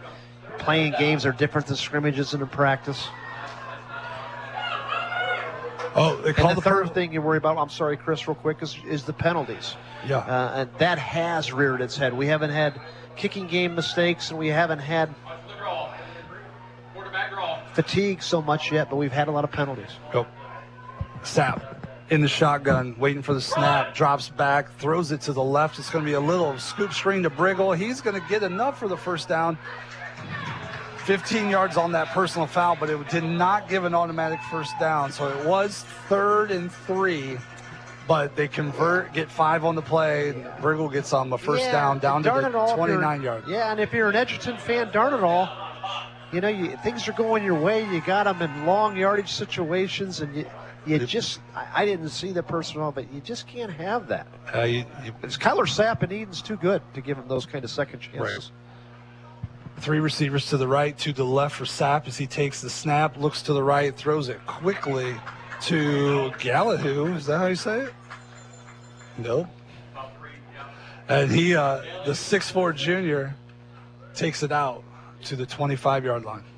These Edon wide receivers got some size to them. You know, Max Radeball, arguably could be their best one, but he's the smallest one. You got Gallahue 6'4", Briggle 6'3", Nestor doesn't play so much wide receiver. Excuse me. They got some light. Dickman 6 foot, Holbert 6 foot. Some big targets. 2nd and 7 for the Bombers from the 26. They're going to put 2 receivers both sides, and we're going to have one in the backfield. We haven't seen this yet. This is quite the lineup. Going to get a little extra protection. He's got Radeball wide open. He throws it over the top, and he drops the ball. Incomplete. Hit him in the worst place, right in the hand. Little bubble and go. Boy, Kyler Sapp delivered a beautiful pass. It hits his normally sure-handed receiver, Max Radeball, who's a really good football player, right in the hands, and he just dropped it. You don't see that very often with Max. I like Max's savvy. I'm going to turn a negative into a positive. He didn't act like it was the end of the world. He started clapping like, I made a mistake, but he knows I'm a good player. I'll make the next 5. The other part of that is Holbert was lined up in the backfield, so there was a lot of run as we're at 3rd and 7. Quad receivers to the left for Sapp, singles to the right. As he steps back, he looks to the right, throws it up quickly, gets it over to Gallahue, who gets the catch and is out of bounds for the first down. 4:05 to play here in the first half. Bombers first down in the red zone. It's the first time Edon has been into scoring position this game. They've had the ball for like 6 minutes too. You know, good point, Chris. This has been a long drive, hasn't it? Yep. Not a lot of substitution on that defense either. Well, the roster's 29 deep. There's not a whole lot of body that you're going to have to play Iron Man. Edgerton. I went to Holgate. 29's a ton. All right. That's right. Hey, that's a good program, right? 8-man football, they're dominating. Yeah, now they got like 40 kids that go out. Yeah. They can play 11 now. Winning does that for you, doesn't it? Yeah. Quads to the left again. Sapp looks, rolls out to his right. The pressure on him, just throws it out of bounds. Makes a good decision, live to play another down. One thing on Holgate football, we're small in the trenches. Yeah. And once you go to 8-man, now those kids are all eligible, and you use their speed, and now they're having some great success. And the kids are having a great football experience. What's wrong with that? Nope. Bomber ball. 3:58 to play here in the first half. Sapp looking to his left, gets some pressure, throws it, and it's caught. Max Radeball going to make up for that drop with a score. I like a lot of, first of all, we talked a little bit earlier about Kyler maybe being off on a couple. Yeah. Boy, this second quarter, he's been really good. He's been on the money. And then the other thing is what you just said. Radeball drops a touchdown pass, doesn't freak out, doesn't overreact, doesn't get dramatic, comes back like a veteran that he is, and catches the next one 2 plays later for a touchdown. He dropped the easy one. Yeah. That one was wide open. That was a tough one. That one, he's covered. He caught the ball with his hands above his head. It was an excellent catch. And guess what, Chris? We got a ball game now. 14-6, looking for an extra point. Here's the snap. Kick is up. And that is good. 14-7. Here in the second quarter. Bombers pull within a score. We'll come back here on B-Rock with more opening week high school football. Chris and Mike having a blast right here in Edon. It's a milestone moment at Midwest Community Federal Credit Union. For 7 decades, we've been your financial partner, helping you achieve your dreams and secure your future. Here's to the next 70 years and beyond. A future where our communities thrive and Midwest Community continues to be your partner in success. Michael Jordan once said, some people want it to happen, some wish it would happen, and others make it happen. The Edgerton Bulldogs want it, wish for it, and make it happen. The Edgerton Athletic Boosters want to thank all of the Edgerton athletes for their hard work and dedication, and want to wish the athletes and coaches good luck. So from the Edgerton Athletic Boosters, go get 'em Bulldogs. We're behind you all of the way. Good luck to all the Edgerton athletes. Precise Metal Form, 810 Commerce Drive in Bryan, wants to say good luck to the Edon Bombers in tonight's athletic contest. Precise Metal Form is a proud supporter of Edon Bomber athletics, both boys and girls sports. Precise Metal Form in Bryan, saluting the athletes on all of their hard work and wishing them the best of luck in this athletic contest. Precise Metal Form, 810 Commerce Drive in Bryan, saying go Bombers in this game.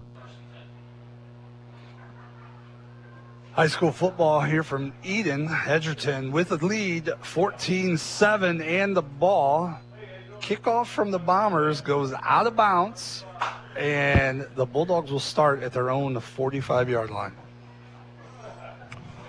Mike, has it become a game and it put you to sleep? Are you all right? Oh, man, no, I'm fired up. This is great. No, this is maybe a little bit more scoring, but I think this is kind of what I thought, a 7-8 point game. We'll see what happens, but Edon got back into it, put together a sustained drive to cut the score to 14-7. 4 receivers set, and false start. for the Bulldogs. We've had a lot of penalties on both sides today, and who does it affect more? I mean, it affects them both, obviously, but you have to probably lean towards Edgerton because they're more of a run-oriented football team. So starting off 1st and 15 changes things. That looked like it was on the Southmore center. Oh, walk up, breaks one to the right, through off the tackle, goes through 15 up to across midfield to about the 43-yard line of Edon. Nice little wing-back counter, what they called that, out of the shotgun that time. And Scotty Kronz, that was back to Joel Walkup. Yep. Finding different ways to get him the ball tonight. Why not? He makes it happen, doesn't he? You were just talking about 1st and 15, a tough start for the Bulldogs? Not anymore. Not 1st and 10 from the 43-yard line of the Bombers. Baker with the snap. He's going to follow his blocker. He breaks it off. There's a 10-yard run. Looks like we're going to have a short 8-yard run, bringing up 2nd and 2. Baker's quick for the Bulldogs. Yeah, and he's 3 for 3 throwing the football, 1 touchdown. Baker's also not very tall, so he kind of hides when he fakes that handoff to Walkup, who's 6'1", and then 5'8" chases him through. Be like, you follow me out this door. That's right. If you don't know, Chris is like 6'8". I'm a meager 5'11", and he's just towering over me. Baker fakes the handoff to Walkup, looks to the right, throws it wide open. Is for the Bulldogs. Holy cow, wide open is Kellen Sanchez. He got on the outside, had a one-on-one move at about the 5, stepped through and got into the end zone. It was a great move. It was a well-thrown ball. By the way, Baker hasn't thrown an incompletion yet. He's only 4 for 4 for 78 yards for 2 touchdowns. And that time to Sanchez, and man, they just missed a tackle. Then on the outside, and then Sanchez does the rest with great athleticism. But Edgerton answers Edon's score from last series. Yeah, within a minute and a half. Yeah. And they tried to dig themselves in a hole starting 1st and 15. Bad snap on the kick. It's going to be no good. 20-7 is their score here with 2:37 to play. Bummer, when you're looking at this now, Coach Olman's got to come out and he's got to get it's almost like his quarterback is out of time. Is there something you can do in this 2:30 to get this team focused back up? It's a great question. The answer is he's got 2 timeouts. 2:37 is more than enough time for this Edon offense to go down the field. You've got a great quarterback in Kyler Sapp, who, by the way, last series was lights out. So I think 2:37 is plenty of time. If you're Edgerton, keep everything in front of you, obviously. But Edon's, again, he's got 2 timeouts. So Bob Olman is an aggressive offensive football coach. Certainly he's going to try to punch one more in here to the half. But great job of Edgerton this series, answering Edon's last series. 3 things you always worry about. I said this, I'll repeat myself, in opening night. Number 1, special teams play. We've seen 2 missed extra points now for Edgerton. Or 1 extra point and a field goal, excuse me. The number 2 is penalties. Both teams have been penalized more than what their coaches were like. And the third thing is fatigue. Will fatigue be a factor in the second half? Haven't seen it so much, Chris, right now, but it's only the first half. You know who doesn't get tired, Mike? Yarger Flegel Investments. Call Tom, Lynn, and Shelley at 419-298-2000 to schedule a free consultation on Monday. Not today. They're not smooth, there. Brother. You know who else doesn't get tired? Chris Junge and Mike Bumb. I'm exhausted. I got up at 4 o'clock this morning. Kickoff. Deep from kicked off by Parker Eldon. Taken by the Bombers, running back to about the 38-yard line where Gage Nestor gets finally brought down, the 5'11" junior wide receiver for the Bombers, and 2:29 to play. Edon has the ball, down 2 scores. Plenty of time, good field position. Hey, real quick shout out, Brady Everett's 3rd time in a row. Good football player, great family from Edgerton. Hurt his knee again for the 3rd time. Don't know if he's going to be able to play this year or not, but my heart goes out to him. Low snap to Sapp, but he easily throws it on the left-hand side to Radeball, who scoots out of bounds. Yeah, he took a shot from someone on the sideline. I think it was inadvertent, but Max Radeball went down, and he's okay, it looks like. But it's enough for a first down, and he got out of bounds, which stops the clock. Sure 2:24 to play here in the first half. Ball right at midfield for the Bombers, 1st and 10. Sapp looking to his right. Throws it quickly behind Dickman, and he can't get his glove on it. And 2nd down and 10 on the incompletion.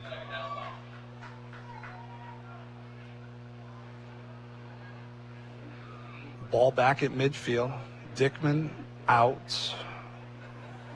They're going to bring in Steinke. Sapp looks to the left, throws it, broken up by Baker. Thought he had him. Thought he had Briggle. That was great closing speed. Yeah. Won by Baker. What a game he's had. Offensively, a quarterback. Defensively there. What a great breakup. Planted his back foot and made a play on the ball. He sure did. We're going to bring up 3rd and 10. 2:15. That's the other thing about a throwing offense. If you're not catching the ball, it keeps time. It does. It stops the clock and gives your other team a lot of more offensive possessions for sure. 2 receivers to the left for Sapp, 3 to the right. Here comes the shotgun snap, steps back, throws it to his left. Quick. Briggle catches it, breaks it through, gets over. It's going to be just short. Could bring up 4th and 1. Oh, 4th down and 1. This is usually Kyler Sapp time here. They gave it to him. Oh, they got a first down. They gave 35-0 Liberty Center up big on Tenor at half. Ben, if you have any scores, give me a text and we'll get these out to the good people. In-game scoreboards brought to you by Andrews O'Neill and Lowe, your local independent agents. Grady Miller having a night for LC. Ball is thrown to the left. It's going to be tipped up in the air, and it's still going to be caught by Radeball. Yeah, that winds the clock, and if Edon doesn't use a timeout, that's... He caught it in bounds. He made a great play, but it's no gain. It's going to be 2nd and 10, 1:40 and rolling here in the first half. Bombers on the 39-yard line of Edgerton. 3 to the right, 2 to the left for Sapp. Shotgun snap in his hands, looking to the left, pumps. Now he steps up into the pocket. He's going to be sacked at the 46-yard line. 1:20 to play here in the half. Let Kyler maybe hold on to the ball a little too long there. That's the first sack of the game that we've had. 40. Bombers are not taking a timeout either, Chris. What's that? 3rd and 16 from the 46 for the Bombers. 1:05 here. He's got 3 receivers to his right, bunched together. 2 to the left, snap coming, looking, now to the right, pumps, steps back. We're going to have pressure on him again. Sanchez almost got a hand on him. Now he gets away, rolling, throws it over. Radeball does not catch the ball. Plenty of help there with Baker. Pressure from the Dogs defense. Yep. Jack Flower coming in, disturbing Kyler Sapp. Flower, and then another great defensive back play by number 2, Maddox Baker, there to break it up.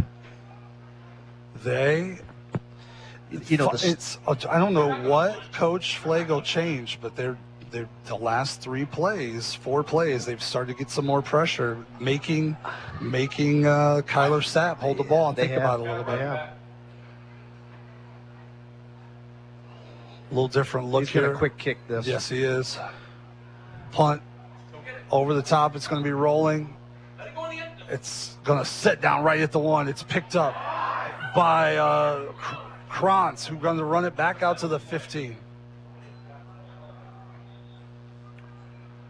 There's a penalty on there, which don't know who's that.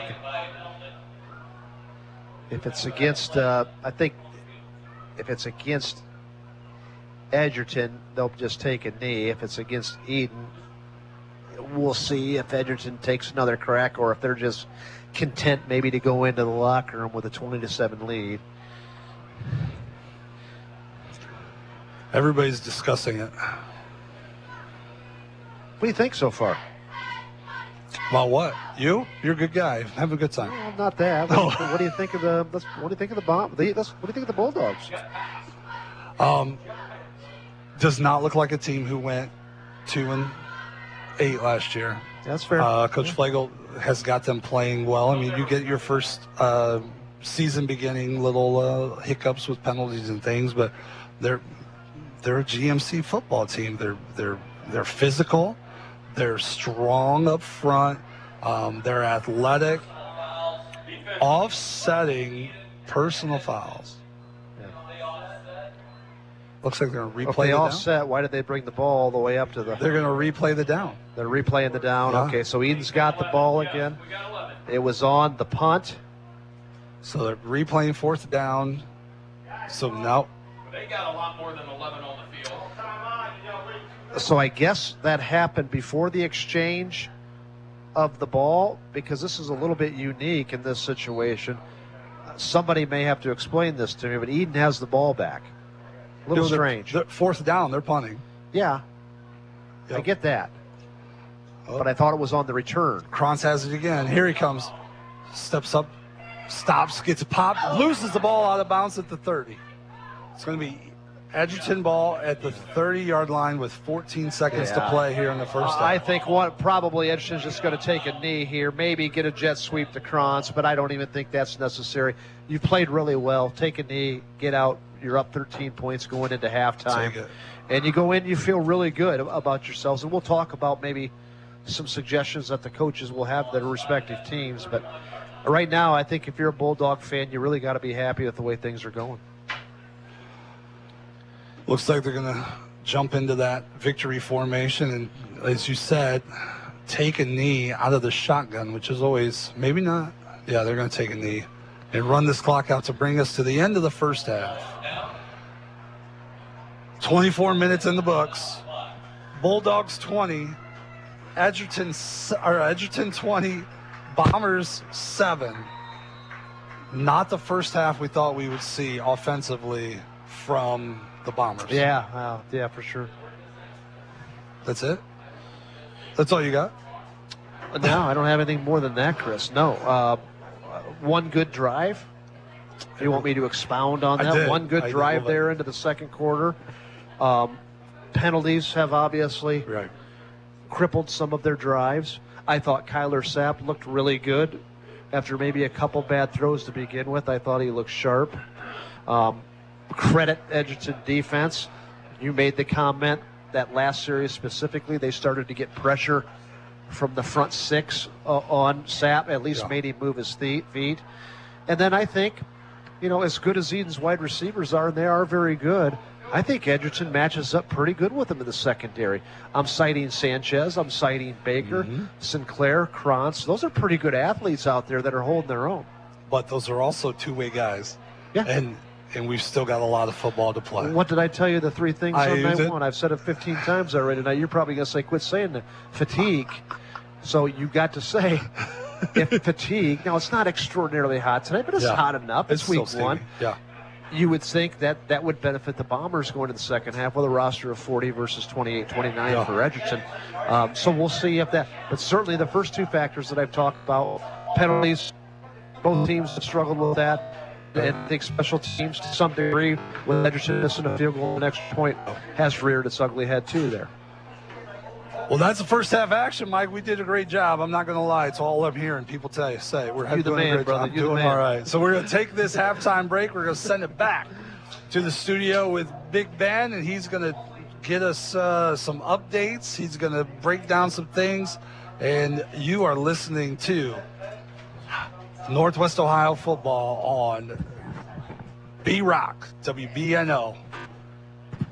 Edgerton Forge, located on US 6 just outside of Edgerton, are proud supporters of Edgerton Bulldog athletes. Looking for a new career? Apply online at edgertonforge.com/careers or stop in and see them for an application and tour the facility at 257 East Morrison Street in Edgerton, Monday through Friday from 7 a.m. to 1:30 p.m. Join them as they forge into the future. Good luck and play tough tonight. Go Bulldogs! Newcomers Schaefer, Spangler, and Breininger have served Northwest Ohio Ohio for over 120 years. They provide a full range of legal services, including real estate transactions, estate planning and trust administration, elder law, family law, business planning and litigation, personal injury, workers' comp, criminal and traffic defense, and more. Newcomers Schaefer, Spangler, and Breininger also supports the athletes in schools in Northwest Ohio and wish them the best of luck in this game. Edgerton Forge, located on US 6 just outside of Edgerton, are proud supporters of Edgerton Bulldog athletes. Looking for a new career? Apply online at edgertonforge.com/careers or stop in and see them for an application and tour the facility at 257 East Morrison Street in Edgerton, Monday through Friday from 7 a.m. to 1:30 p.m. Join them as they forge into the future. Good luck and play tough tonight. Go Bulldogs! Get to Donaldson's Ace Hardware on North Union Street in Bryan and pick up your gallon of paint to finish those outside projects at tremendous prices. Find the newest colors that are trending and the best paint on the market. Clark & Kensington. Clark & Kensington paint should be your paint of choice. With excellent coverage,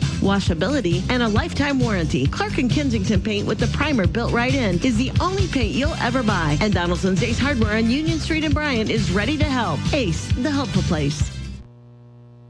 With a check of your Week 1 halftime scoreboard update brought to you by the main stops of Northwest Ohio, the best stop is always a main stop. I'm Ben Murray reporting. In a broadcast game from Leanne Field with Chris Junge and Mike Bumb, Edgerton is up over Edon 20-7. Antwerp leads Montpelier 13-0. Liberty Center leads Sonora at the half 35-0. Genoa is leading Archibald 14-0, your halftime score in that one. In her sister station broadcast on the Q96.5 FM with Dave Brobston and Chris Malenga, Van Wert is up on Bryan 21-14. Defiance is leading Napoleon 22-14, your halftime score in that one. Fairview is up on Wauseon 22-6. Evergreen is bombing Elmwood 14-0 at halftime. And it was Fort Recovery over Wayne Trace, 14-0. This has been a check of your halftime scoreboard update for Week 1 of high school football, brought to you by the main stops of Northwest Ohio. The best stop is always a main stop in Northwest Ohio. I will send it back out to Chris Junge and Mike Bumb at Leanne Field in Edon after these messages. I'm Ben Murray, and you're tuned in to B-Rock 100.9 for Week 1 of high school football with Edon and Edgerton. Stay with us. Downtown Bryan, Ohio has become quite the shopping destination in the past few years, thanks in part to Elian's Boutique, the Maddox Men's Emporium, and Faith and Grace Baby Boutique. These incredible stores offer something for everyone, featuring men's and women's apparel, newborn and kids apparel, maternity wear, specialty foods and drinks, barware, jewelry and accessories, giftable items, and much, much more. They're located on the east side of the square in downtown Bryan and open weekdays 10 to 6 and Saturdays 10 to 3. So come to downtown Bryan, Ohio, and visit the Elian's family of stores for all your shopping needs. Before or after tonight's game, make sure Edon Pizza is a part of your evening. Edon Pizza in downtown Edon. Give us a call at 419-272-2452 and order your pizza, subs, and pasta for your pre- or post-game dinner. Go Bombers!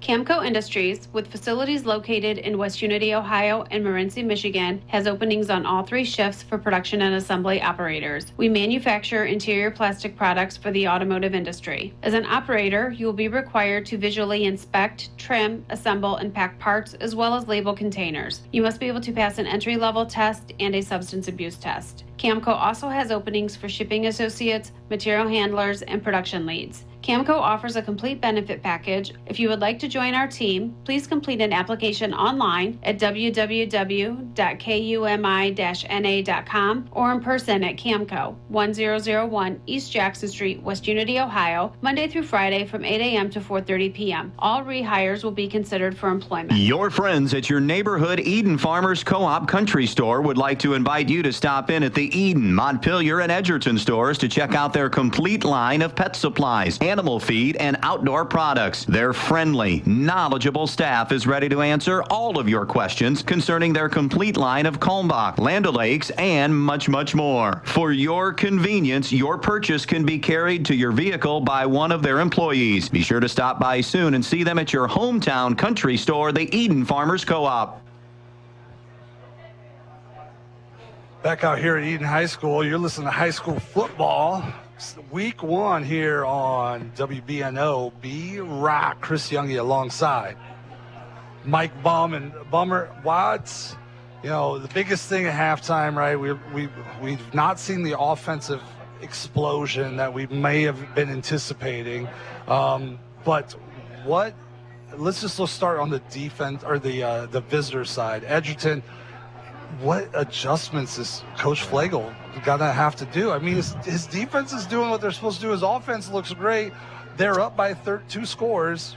What do you got? That's a great question. Schematically, I say nothing.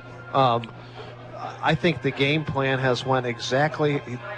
And again, the penalties have been a big thing for both teams, but I think it affects Edgerton a little more because they're more ball control. But nobody's trying to make a penalty. You may mention it. You don't want to focus on it too much because then I think that gets ingrained in your kids and it has the adverse psychological effect. Right. So that's something that you could look at. But from a schematic viewpoint, I like how they're running the ball.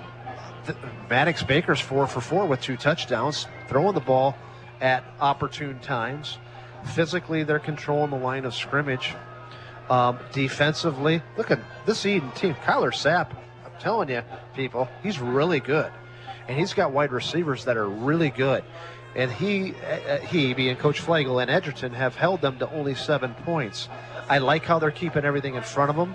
Edon has not gotten behind one time and they dropped the football, but have done by and large a good job of keeping everything in front of them. So I guess the short answer is, schematically, nothing. Where he gets complacency, Edon's going to get the ball to start the second half. Yeah. They're very capable of going down and scoring, and then all of a sudden this is a one-score game. Yeah. I think you'll focus on winning that first possession if you're Coach Flegel. More of an emotional, more of a motivating kind of commentary. Not so much we're going to run, put this tackle here and we're going to shift this guy there. Yeah. I don't think that's necessary. But we've got to win that third quarter and that first possession. The interesting part of Edgerton's offense is they've come out of 2 sets, but they've done so many different things out of that you don't have to go make drastic changes. You can just say, hey, it's really working on this halfback, whatever, or however. Yeah, you can't give it to the shooting guard the whole time because he's not playing this game, right? Yeah, different looks, simplifying what they do. Yeah. But it's been effective. You had the nice counter there to walk up on the 1st and 15, which led to a Sanchez score. And I think we talked a lot about Edon's athletes, and we should have. But I think sometimes because they were maybe 2-8 last year, we forget there's some athletes for Edgerton. I've really been impressed with that secondary. Joel Walkup has had a big game so far. As we move our way through this main stop halftime show, main stop in Northwest Ohio, the best stop is where? The main stop. You know it. Flip that over. Coach Owen. He's got the athletes. I think a lot of it has just been a little bit of timing that you get in that first game where balls are a little bit behind the receivers, a little bit off. They're coming out of their breaks a little too excited and not getting where they want to be. But what are the Edon coaches doing right now? I think there's maybe some more tweaking from Edon's standpoint to answer your question. You're right. And I think Coach Owen's not going to change his offense, nor should he. I think he just got to execute a little bit better. And they'll do that. Defense, though, I think they've got to do some things fit up front to counteract the physicality. Now, what do I mean exactly by that?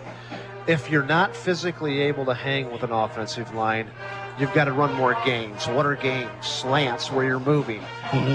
Twists where you have one tackle going one way and another one coming underneath them. Maybe some more blitzing. Anything you can to try to get your guys moving against the line if you don't feel like you're physically hanging with them. Right. And I think there's a strong argument that says that maybe Edon should look into that. Now, Eden kind of hung with them a couple series there. Maybe they're just getting their feet settled and what have you, and maybe you don't want to over, and you don't want to do something your team can't handle. Right. But also, if you're asking me if there's a change to be made, I guess that would be what I would say. Well, the other part is week one, high school kids, you don't want to go in and throw something crazy at them because now coach is panicking. We thought we were in good shape, but coach is doing something maybe we shouldn't be, or we would different. Great point. Yeah. Great point. So any adjustment you have, make it within the things that you've already worked on. Like, hey, we've talked about this. We may go to this. Yeah. But you've always got to exude confidence. And why shouldn't you? You come out, if you're Coach Bob Baldwin, you've been in this situation, him, 40-some plus years. You're going to come out and you're going to say, listen, we stopped them the last series they've had. We shored up our defense the last couple series you had. You exaggerate everything positive that you've done. We've got the best offense in Northwest Ohio. I've got the best quarterback in Northwest Ohio. You go out, you score on this series right now, and we're going to end up winning this game. Okay, that's kind of the thing you can also say. So you're right. Don't reinvent the wheel ever, but if you have some minor tweaks that your kids believe in, that's okay. And the easy part is, the ball is coming out quickly. Receivers might not be getting as sharply out of their cuts as what they should be, and those are all easy little tweaks that is coaching and not panicking type of things. Well, plus you do it for 45 years. You've seen everything, right? Jake Flower's been pretty good at providing some pressure, though, against Kellersap, too. Keep an eye on him. He's been really good tonight. And that's an offensive line that's intact. But Flower's just been able to get in, for especially late. I don't know what Coach Flagel did, but they adjusted some of that pressure where it was coming from, and Flowers got in there a couple of times, especially when they started pushing them back at midfield. Last year's game was 28-26. Edon won the game. Oh, really? It's a final. How about that this year? Who knows? 20-7 right now.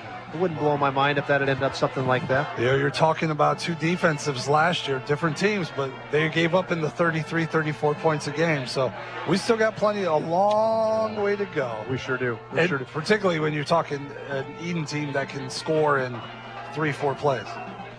Yeah, and also, again, started to see gradual improvement again as the game has went on, which you'd expect as week one.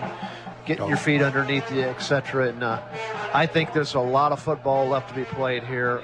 We thought this would be a competitive game that I think will go deep into the fourth quarter before it's decided. Who knows? So, hey, if you're listening out there, stay with us.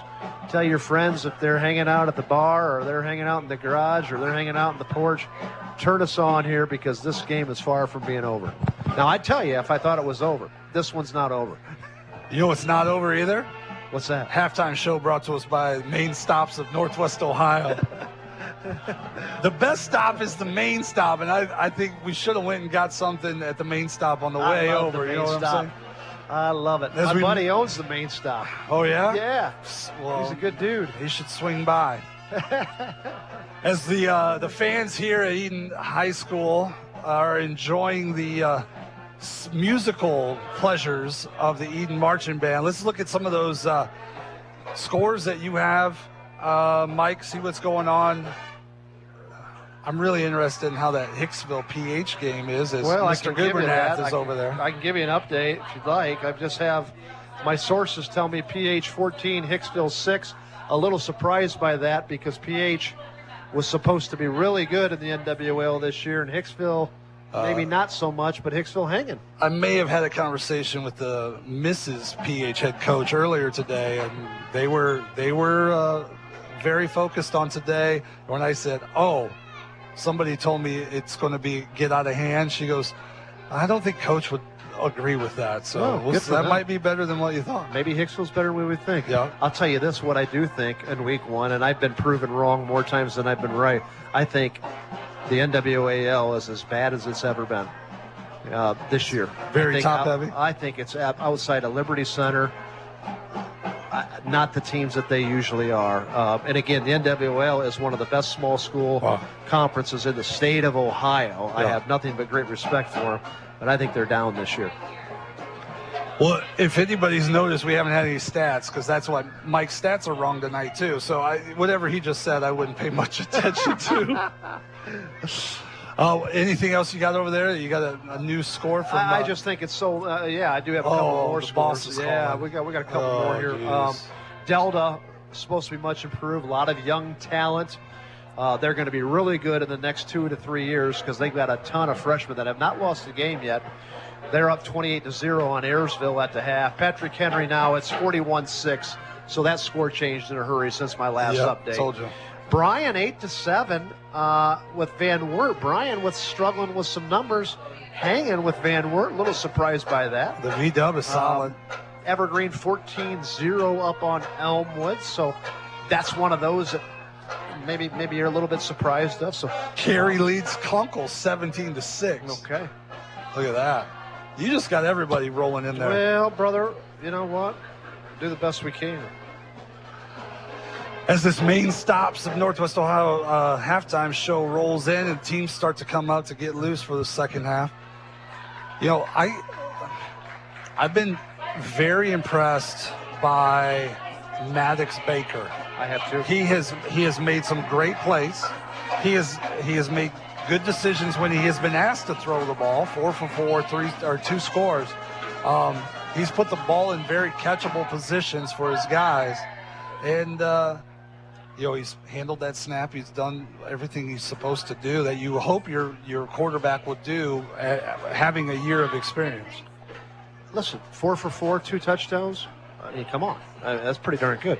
You know, it's Maddox Baker and Sanchez, both their dads were teammates in high school when Edgerton was really good in the late 90s, early 2000s, so late 90s, I guess it was. So I'm sure both of them are watching their kids out there, and their kids are very athletic, much like their dads were, Chris Sanchez and Heath Baker.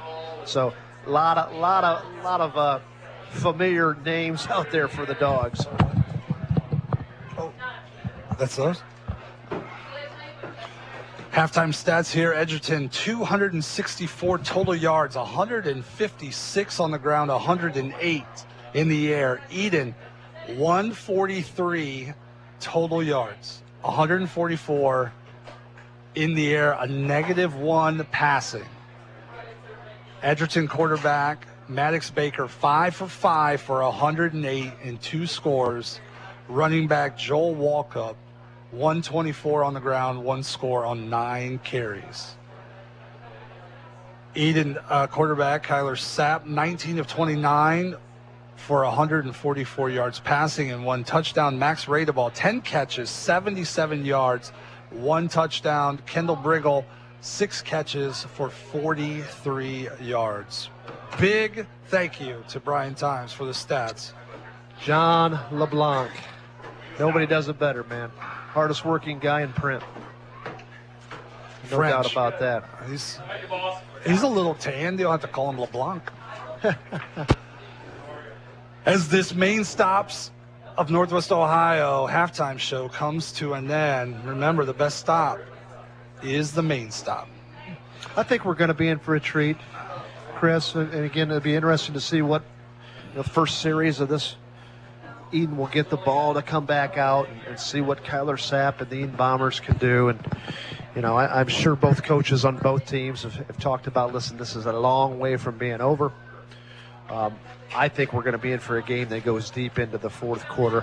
It looks like so far I haven't seen any notable injuries during the course of the game. We did talk about Brady Everett's hurting his knee once again in the scrimmage. Our heart goes out to that kid, who's his 3rd time, I believe. He's had a knee injury, so who knows if he's going to be back this year or not.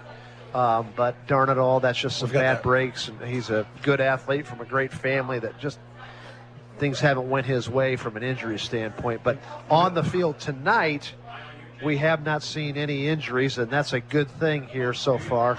Looks like Holbert is holding up with that tweaked hammy. I mean, he's still playing through it, Holbert. He's hurt that hamstring in the preseason. I don't think he's moving as fast as maybe he had in the past, so I think it is affecting him to some degree just from watching him. He's still been impactful, especially defensively. Had 2 big sticks in the middle, both on blitzes, I believe. Offensively, he hasn't been maybe as impactful as he has been in the past. Don't know if that's because of the injury or or just kind of the way the ball bounced and him just not getting the ball. But nonetheless, he's going to have to play big here. Listen, in big games like this, your best players have got to play well. It's easy to play well in games that it's a blowout or one team's better. You really judge teams. I don't care if it's football or basketball or whatever, or tiddlywinks. You judge your players, how good they are, how they perform in the big games, and it doesn't get too much bigger in this small school rivalry in week 1 than Edon Edgerton. What's that long drive home? Where I came from, it's like take a lap around the block. I just opened this one drive. You know what I'm saying? Still, where you live in Defiance, or are you living in Holgate still? Oh, I'm in Napoleon, but I'm a Newber Napoleon? kid, so everything was hold on. I just opened this one. You know what I'm saying? Main Stop halftime show comes to an end, and we're building our way up to the best one tire, one play of the game. So you keep an eye out on that mic. I'm going to let you be the judge of what is the best play of tonight. All right. And I think we're yet to see it. This is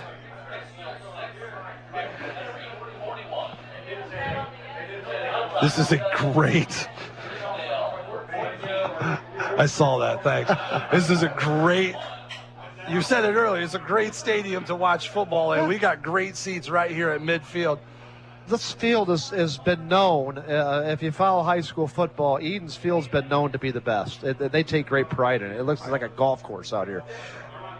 2 years ago, I think it was, they upgraded their field house. It's a nice field house now.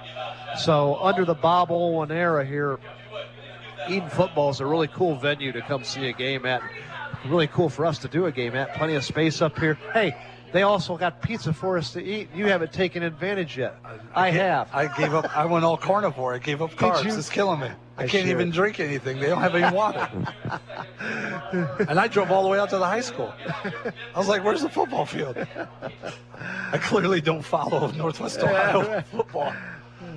Oh, Scotty Krantz and Cohen Holbert coming out to shake hands here in the second half. Edon will receive the football. What are they going to flip a coin again? I don't know what they're doing. I haven't seen this before. If they have, I don't know. Maybe it's an X Games. Screwing around while Andy was doing it. And, I don't ever remember captains coming out in the second half to talk about anything. Maybe there was some chirping going. There was that personal foul, if you remember. Yeah. The second to the last play that maybe the referees are saying, all right, get with your team and make sure that you're not doing anything you shouldn't do. All right. Nonetheless, we're going to play football now. Bombers are taking the field here, down 13 at the half, getting ready to accept the kick to get this second half started in week 1. High school football, and you're experiencing it right here on B-Rock 100.9 WBNO. Chris Junge alongside Mike Bumb, ready. Referees are still talking this one through. Oh, they're ready. They're going to hand the ball off. Parker Eldon kicking off for the Dogs. There's a lot of positive things about his leg strength in the preseason. Who they got back there? Well, Caden Stands for the Bombers? Well, usually I believe it was Max Radebaugh, but it looks like Edon's got number 15. Caden Stands back deep. I think Radeball's up because the Edgerton's been squibbing this kick. But here comes Eldon with the boot. Parker Eldon kicking off to start this second half. He kicks it deep. It is Stans who brings it back. Kicks it at the 5, right up the middle, right across the 35, up to the 36 where he has popped. But that's a good start. Looks like the 36 or 7 yard line is where the Bombers are going to start. Second half down 13. Good, nice little return there. Yeah. And that adjustment by Edon to move those other returners and put another guy back deep, made him kick it deep, and they got a good run out of it. 36 yard line. Sapp in the shot. Everybody's tight. 4 receivers, 2 to each side. Guy in the background. Low snap for Sapp. He throws it over the middle. Ready ball. Pulls it in one-handed. Across the first down marker. Across midfield. Steps out of bounds at the Edgerton 45-yard line. A little underneath, little crossing route to Max Radeball. That's his 11th catch? Yeah. Did I see that? Yeah. I think that's nice what you're listening to. Of course, he's got the lone touchdown catch for the Bombers, too. Max Radeball. Running back in the backfield with Sapp again. Here's the snap right to him. He steps back, looking, nothing. Escapes to the left. Now he's on the run. Gets drugged down from behind. You know, and they're going to flag that. Yeah, I think. Grab the jersey. Grab it by the jersey. That is not a horse collar. Flowers. Not a horse collar. Well, the emotions in the press box are. We got some Edgerton coaches up here and some Eden fans and some disagreement on it up. If that's a horse collar or not. And originally the official called it one, and now they're waving it off. And it's a big game. We got some energy up here, Chris. Yeah, we do. So we got a 2nd and 8 for the Bombers. I love the human spirit, baby. We should have mic'd him up. Bombers ball on their Edgerton 44-yard line. Sapp, 3 to his left, bunch tight. Now they put Rada ball in motion to the right. Snap. Sapp throws it up over the top, wide open is Keldon Briggle. Briggle got behind his defender, got a score. We talked about Edon not being able to get behind Edgerton thus far. It only took 2 plays. Kendall Briggle right down the seam route. Kyler Sapp delivering it on the money, and now all of a sudden we got a 1-score game. Yo, that rateable motion. Yeah. He motioned from the left to the right. That backfield adjusted, and that guy in the slot ran it right down the seam, and it was wide open. 20 to 13 here as Edon scores. Extra point. Snap is down. Kick is up. Kick is good. 20-14. 11-25. That took 35 seconds to score that. And what we talked about, if you're Edgerton, talking about this is such a big series. And Edon, from that bowspin, that first series was huge for both teams. And Edon goes down and scores in 3 plays. And again, we got a 1-score game here now. Now, what's Edgerton got to do? Right back to business as usual. Ball control, eat some time on the clock. Remember, you're not going to keep this Edon offense at bay all game. You got to have long sustained dives so they don't have the ball. And now, where is the response from the Bulldogs? Yep. As we get ready for this kickoff, what a play or what a drive by the Bombers as they step in. Come out of we talked about it. It's just giving those kids a little bit of confidence, making little adjustments, and off they ran. And just a little adjustment on that play with the motion gives you enough things to get your eyes on as a defensive back. And why wouldn't you focus on Max Radeball? He's had 10 catches today. Yeah, that's exactly. Good. And Bob Olman, this isn't his first rodeo. He's coached a game or 2, if I recall. Kyler Sapp's going to kick off here, and he boots it on the side, and it looks like for Edgerton, they pick it up early. They get it out over the 40-yard line as Kellen Sanchez, the sophomore, never made. Caden Thiel takes that one across the 40-yard line, and it will be 1st and 10 for Edgerton on their own 40-yard line. See how this Bulldog team reacts to that score. That was a quick score. I mean, we've played 40 whole seconds. Still up 6. Baker back in the shotgun. 2 receivers wide right. We haven't seen this. 2 receivers to his left. He's going to follow the receivers on the left as blockers. He pops it up in there for about 5, looks like 6 yards to bring up 2nd and 4. You're totally fine. That's a good football play for Edgerton. Keeps you on schedule. 5 yard is a crack. Keeps you on schedule. Right. Keeps you exactly on schedule. Very well There's said, Chris. Plenty of push up front. That line is answered the questions in that first half and again here. Yeah. But they sure have. And again, that's something we talked about in general. Scotty Cron, or the offensive line for Edgerton, Jackson Flower, Ty Leplemeyer, Uriah Revere, Evans Stark, Bryce Schroeder. Back in the tight formation, handoff from Baker goes to Walkup. He runs ahead for 12 yards, and it's going to be another first down. Edgerton into Edon territory, got to the 46-yard line, 1st and 10, Bulldogs. Edgerton huddling after every single play, and I think that's a good move by them, taking your time, getting in and out of the huddle. Maddox Baker goes to the sideline, old school, get the play, and brings it back into the huddle. And then they get into their spread look, but it's a power-running football team. Sapp makes that tackle for the Bulldogs, or for the Bombers.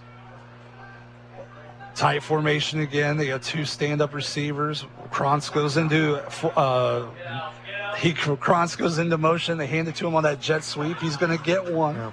Credit Edon. I think they've done a pretty good job of stopping the jet sweep of Edgerton this year. And I know it's 1 year doesn't necessarily mean that's how it is this year. But last year, Edgerton with Scotty Krantz just killed them on the jet sweep. Just absolutely killed them. It almost looks like those ends, and the one that they ran at that time, Blake Baker. Yeah. He just held his ground. He didn't get stretched out. He didn't get up the field to get a lane to get. It just stretched it out and let his linebackers get there. You're exactly right. Another handoff to Walkup. He's stacked up at the line of scrimmage. He's going to lose one.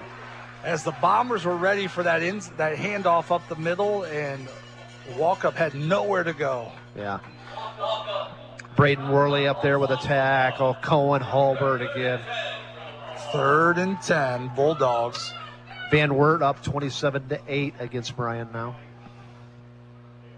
The Cougars. The Cougars.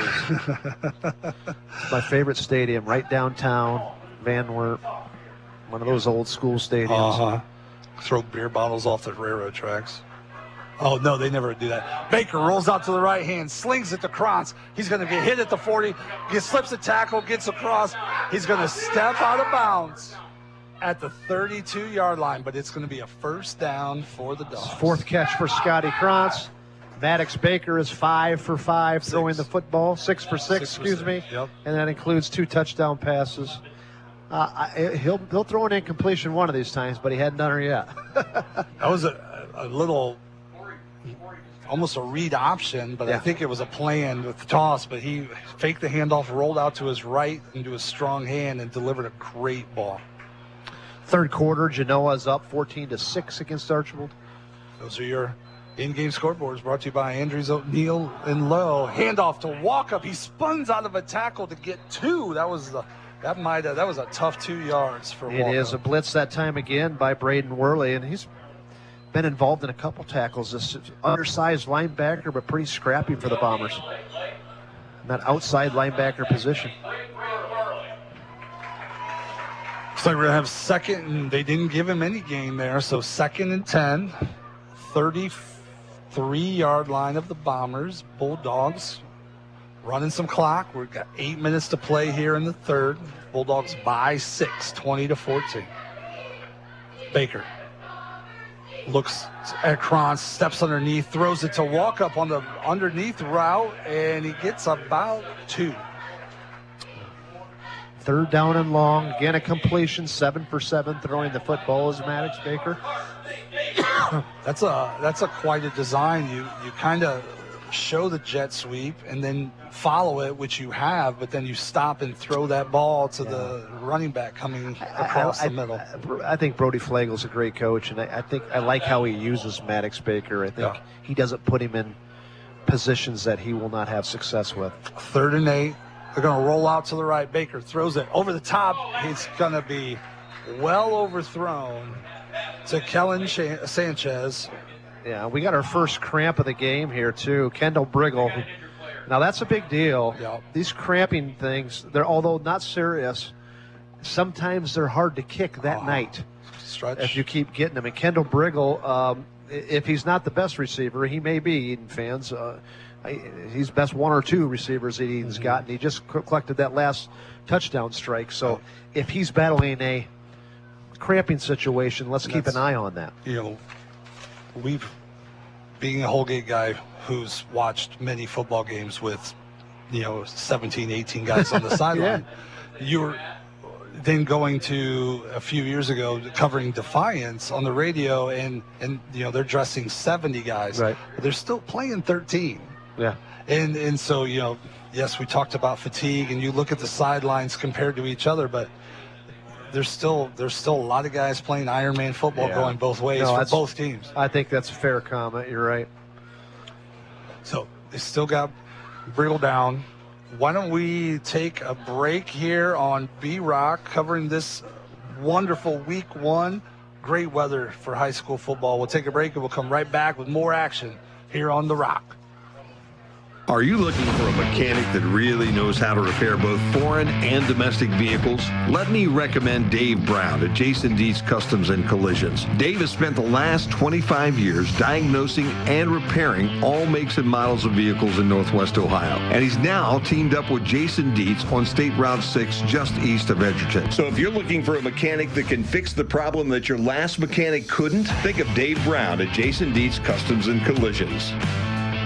Newcomers Schaefer, Spangler, and Breininger have served Northwest Ohio for over 120 years. They provide a full range of legal services, including real estate transactions, estate planning and trust administration, elder law, family law, business planning and litigation, personal injury, workers' comp, criminal and traffic defense, and more. Newcomers Schaefer, Spangler, and Breininger also supports the athletes in schools in Northwest Ohio and wish them the best of luck in this game. Back out here at Edon High School, Chris Junge alongside Mike Bumb, and unfortunately, Edon player was able to walk off, but we've still got 4th and a lot as Baker breaks it down, breaks the tackle. He's going to cross the 25 to the 20, looks to the 10, the 5, gets run out of bounds at the 3-yard line, but it's going to be 1st and goal from the 3. If you're an Eden fan, you're just sick of that because you had Maddox Baker, you missed the tackle, and then Maddox Baker, who's been spectacular tonight, playgrounds a little bit and takes off and gets a 1st down. Now, we're starting to see what we talked about. It's almost as if I know what I'm talking about, Chris. What did I tell you? The 3 things most important on the first game of the season? So close. Penalties, right? Yes. Penalties? Yep. What's the other one? Kicking game, because you don't practice special teams as much as live. And the third one is what kind of shape you're in, fatigue. Now, I'm not saying you're not in shape when you get cramps, but it's that hot weather. You're not used to it. Now we've seen key players on both sides. Eden's Kendall Briggle. Now the quarterback who's been spectacular tonight, Maddox Baker, go down. And that can affect you the rest of the game. And it's the things that you don't think about, particularly in high school. I didn't know any of this till I got to college, and then to the next level after that is you think, oh, I'm going to drink my Gatorade, I'm going to drink my water during the game, and it's going to keep me from cramping. That's a 2-3 day. You got to start putting those electrolytes in your body 72 hours before the competition, and particularly when you start to look at week 1 weather. And you start, we see that no matter what level you're at, right? Even at the pros, those first couple of weeks. You see cramping in the 3rd, 4th quarter. Colleges, particularly that next week sooner. So this is not these high school kids. It's at every level. Exactly. But it's loading your body to be prepared to exert this type of energy for so this now, long. Who will the Dogs bring in at quarterback as they are now threatening? Is the next question. Will they direct snap it to Joel Walkup? And it looks like that's what they're going to do. They've been in that formation before. Yep. Weaver back there as a blocker as well, and they're going to run it right to the right. Walkup's going to get popped at the 2. He's going to lean forward, and they're going to call him out. That's a touchdown. Oh, no. What do they got? Yeah, I don't know how they don't call that a touchdown. 2nd and goal from the 1. Well, he was right there in front of him. Eden, I don't think it's going to matter. But that's same formation, same play. Bulldogs now, 2nd and goal from the 1. Same set now to the left. Walkup's going to try to sprint it out to the outside. He's going to get popped at the line. Now this is big. There's a flag. They're going to call a hold on Edgerton, I think. This is a big deal. Yep. Because now hold on. We're looking at Edgerton. That's 2nd down and 6. Listen, I don't care who wins this game, and both these teams are playing good. I thought Walkup was clearly in the end zone before the first. The first one. First one, and they put him down on the 1-inch line. Didn't think it was a big deal. That's why it is. Now you've got a penalty. Now it's a big deal. Now the issue's a doubt. And now we've got an Edon lineman cramping up on the field. Yeah, and I'm not sure which lineman that is, but just in this 3rd quarter, we've had 3 kids now cramping up. And we're not even halfway through the 3rd. Although I saw you stand up and stretch a little bit at halftime, too. Oh, I was cramping up sitting down here. My jaws were cramping up from talking too much. You're out of king shape, I got to get some Gatorade in me. 6:33 to play here at Edon High School. Edgerton with the ball and the lead, 20-14.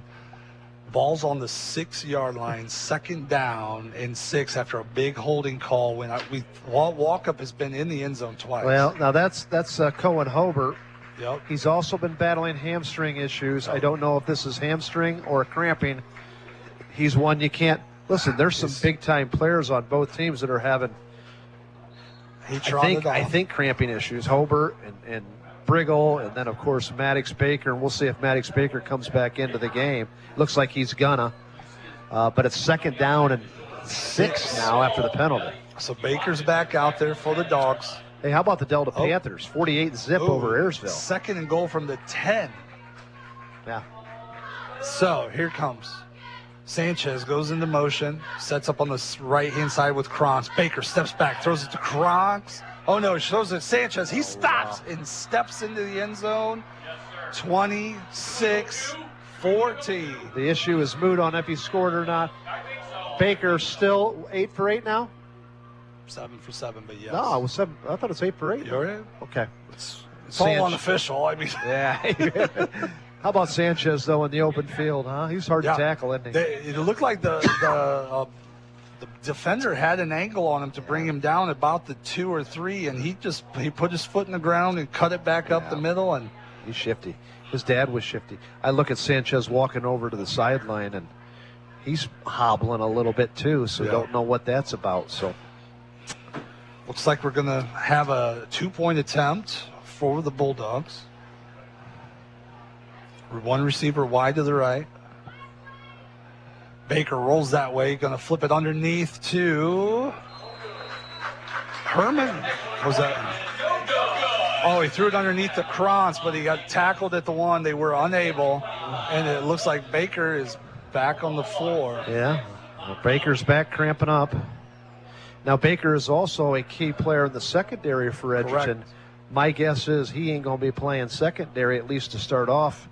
Yeah. Probably needing more on the offensive side, so we'll see how that's managed by the Edgerton coaching staff. But it's a factor, that's for sure. And that's always an interesting decision, right? As a coach, I've got this quarterback.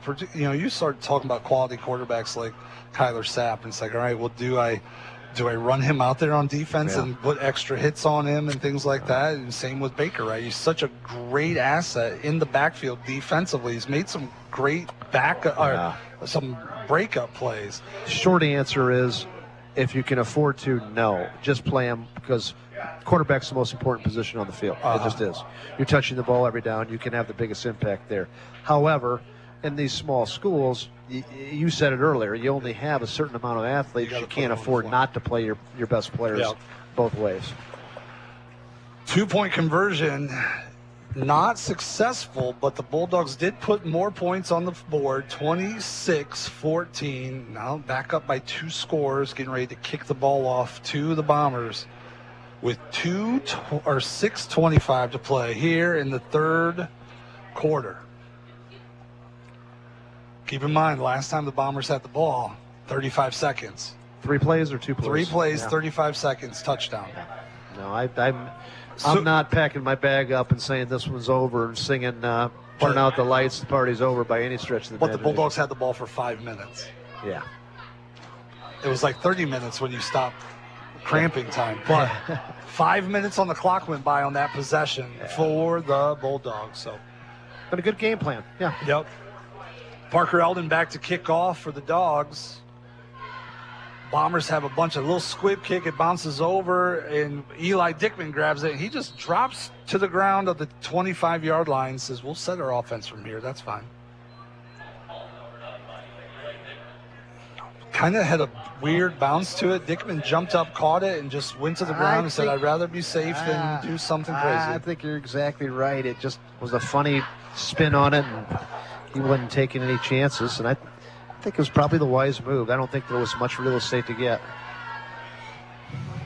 Bombers back in action.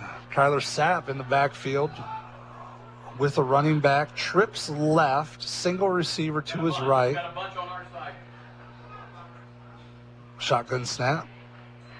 Sapp fakes the handoff. He's got it. Looking deep. Wide open is Eli Dickman. It's going to hit his hands and bounce off. Yeah. Great throw by Sapp again. Would have been a real tough grab there by number 7, Eli Dickman. And two dogs were there. Pretty decent coverage. Could have been caught, but would have been really difficult. A little bit.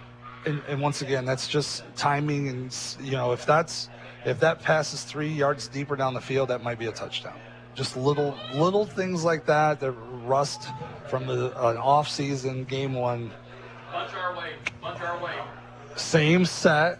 Trips left, single right. Sapp fakes the handoff. He's going to throw it out on the flat to Ray the ball. He's going to make the turn. He's going to get out to about the 38-yard line. That might be enough for a first down. Yep. Going to be a gain of 10 for Ray the ball. Chris, it's been great working with you here tonight, but we do want to wish our good friend Andy Briggle success with his daughter getting married tomorrow. He's at the rehearsal tonight. That's why he's not here. I hope he's not listening because it's been a train wreck. Twin receivers both ways are going to hit Eli Dickman underneath. He's going to get pushed out at about the 45-yard line. That's going to be a gain of 8. Mm-hmm. And that'll be 2nd and 8. Bombers just so capable of scoring and getting yardage in big chunks that you always feel that you got a chance. Trips to the wide side on the right. Twin receivers to the left for Sapp, who waits on that. The shotgun snap. Sapp's going to run it up the middle. He's got a first down across midfield all the way up to the 47-yard line. They're going to mark him down, and that's going to be another first down for the Bombers. Very rare run by the Bombers. Another cramping situation here, it looks like, with the Bulldogs.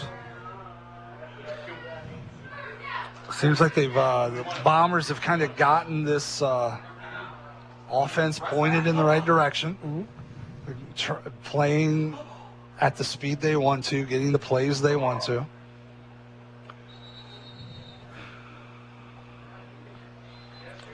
.5:38 to play. Let's take a break here from this action at Edon High School here on B-Rock, and we'll be back right after this. Who doesn't love being number one? When your team's dominating the standings, or your favorite band rocks the charts at number one, it feels good, right? Kind of like how it feels when you have auto insurance with State Farm. Because making you feel like number one is an honor your local State Farm agent takes seriously. Through the good times and not so good, your State Farm agent's proud to be here to help life go right. Call your State Farm agent, Jody Herman, in downtown Archbold today. Back out here at Edon High School. High school football on B-Rock. It's a great place to be, right? I'm having a good time. All this experience is brought to you by Yarger Flagle Investments. You experience the difference with us. Call Tom Lynn Shelley at 419-298-2000 to schedule a free consultation on Monday.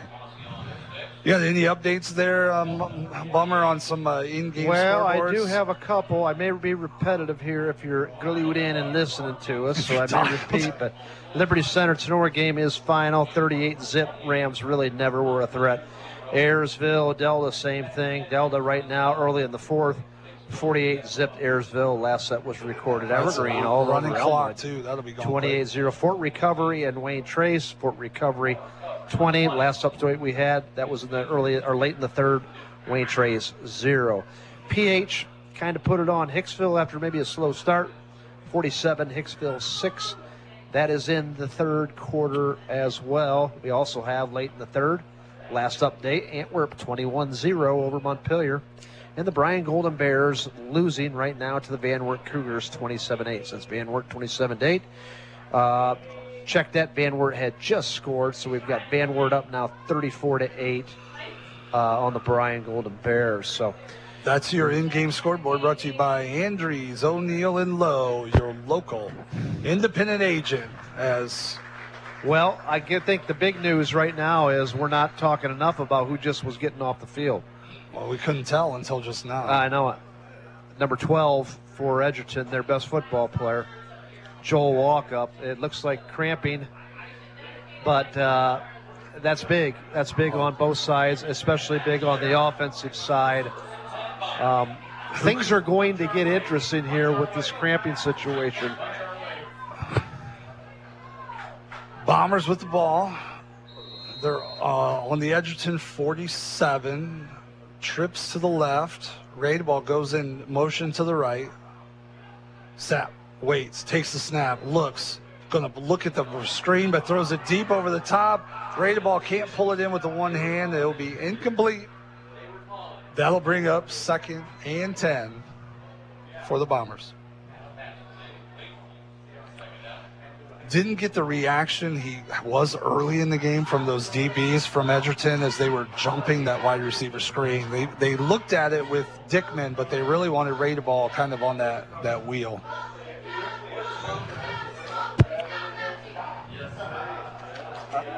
You know the name we really haven't called tonight that I'm a little Weaver. Noah Weaver. We haven't really said his name much.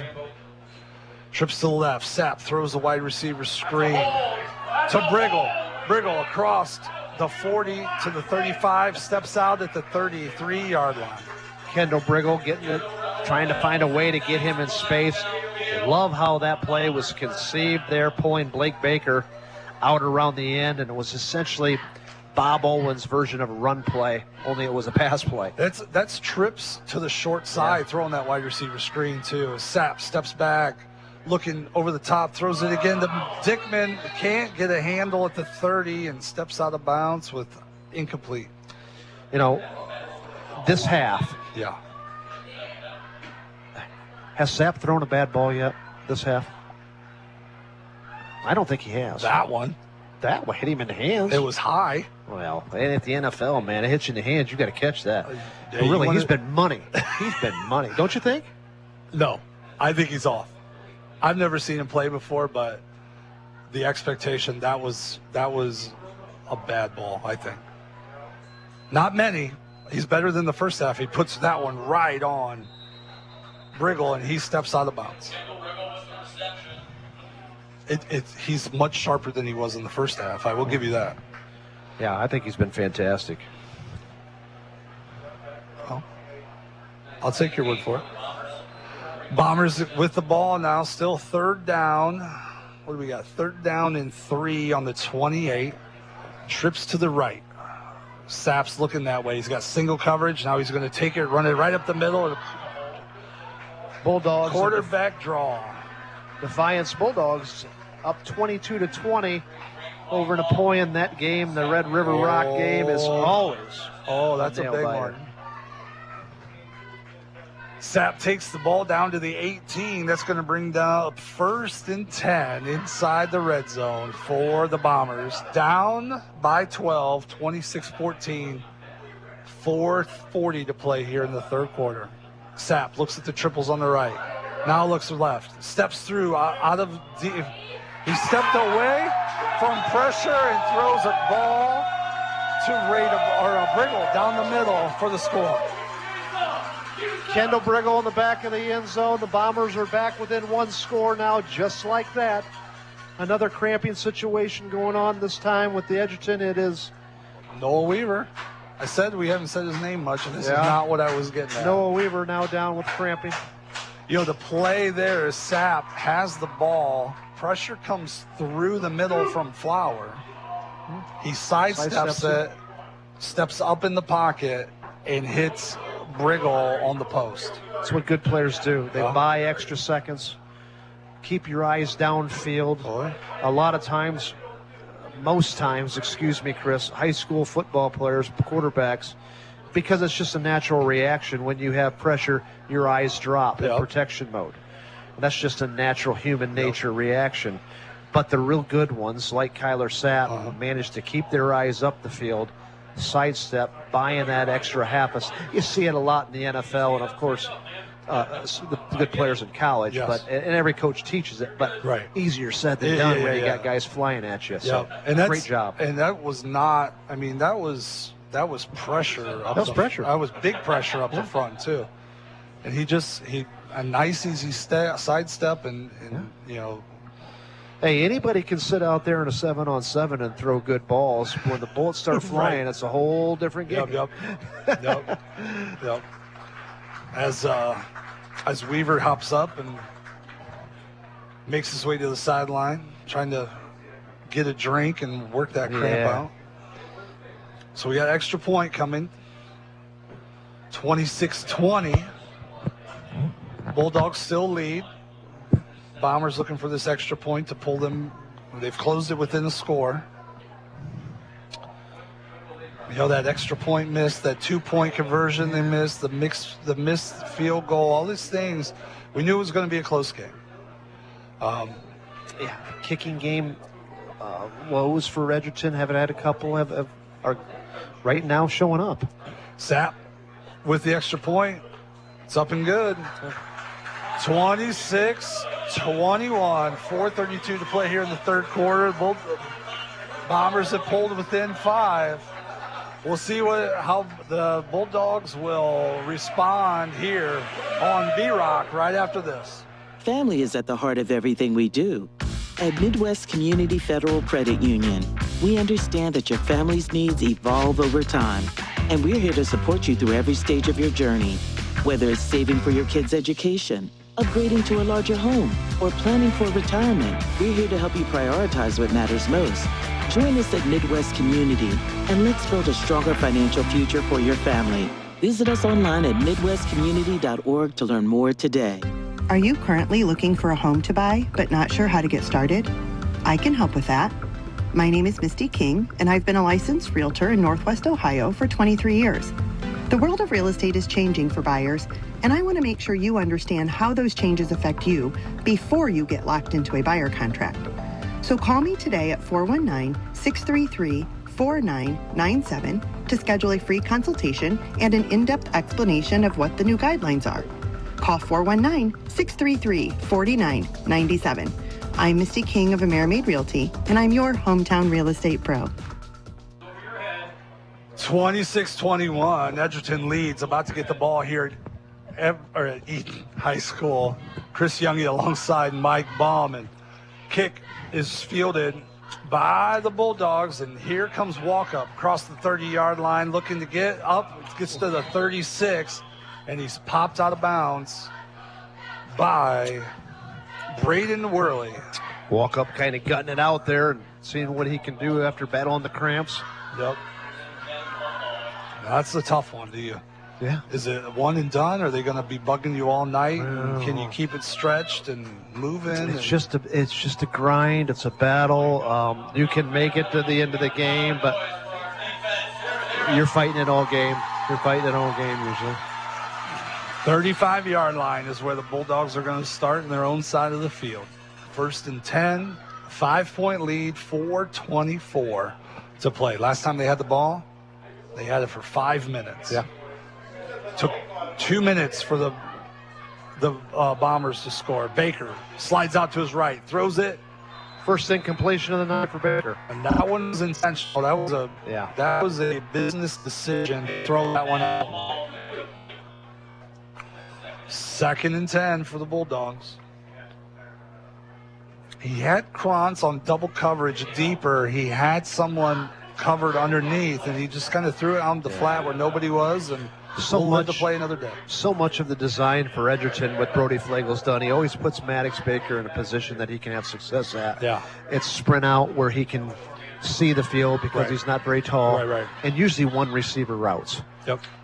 Here we go. He's going to sprint to the left. He's going to roll, stop, pump, turn it upfield, throws it over 11-yard gain to Krantz, who has a Edgerton first down. It's a nice strong throw. Yeah, it was. Especially he thrown it to the boundary, rolling to his weak hand. Yeah. Shotgun snap. He hands it off up the middle to walk up. He steps away. Now he loses some ground, and he gave up 2 yards to gain 1. He did. He tried bouncing that outside that time. Kendall Briggle made a nice football play. And you talk about somebody who's had some monster plays here in the second half for Edon. Yeah. Kendall Briggle, 2 touchdown catches. And out right there, a great defensive stop as well. 2nd and 9. Right at midfield. Bulldogs not in a hurry. Yeah. Trying to milk this clock. 3:25 to play. Yeah, you just they want to tick. They want that baby ticking as fast as they can. Trips to the left for Baker. He's going to hand it off to Walkup, and it's going to be a gain of 4. Oh, no, gain of 2. 3rd and 7. Worley with another big play. The 5'8" Southmore middle linebacker making it happen for the Bombers. Things getting out of hand for the Bears. Down 41-8 to Van Wert. 8 minutes left in the game. And that clock is turning now, isn't it?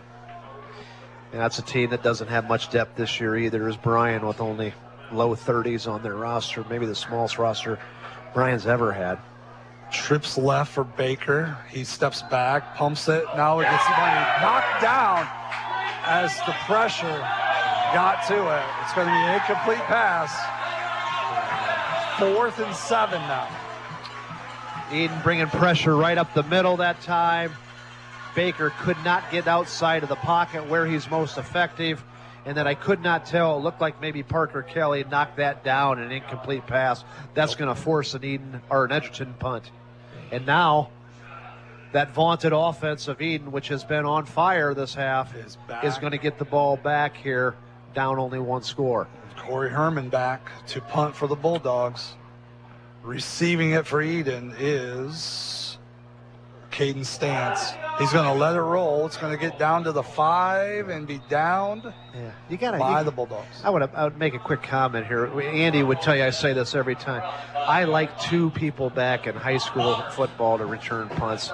Too many times are punts not caught, and it costs you 10, 15, 20 yards. Right. That was a case in point there, and now that's going to pin Edon back. And the other part of it is there's not a lot of control in high school punting. You don't know how far do you have to run to get a ball. It cuts that field in half, gives you a better chance. Not as much hang time. Yep. Sapp's got quad receivers to his right, standing on his own goal line. He's going to run a quarterback draw. That's design. He gets out to the 5, 7, 10, steps out of bounds. And that'll be 2nd and 5 from the 10. Yeah. Just a safe little play there to try to give Edon some more room. Yep.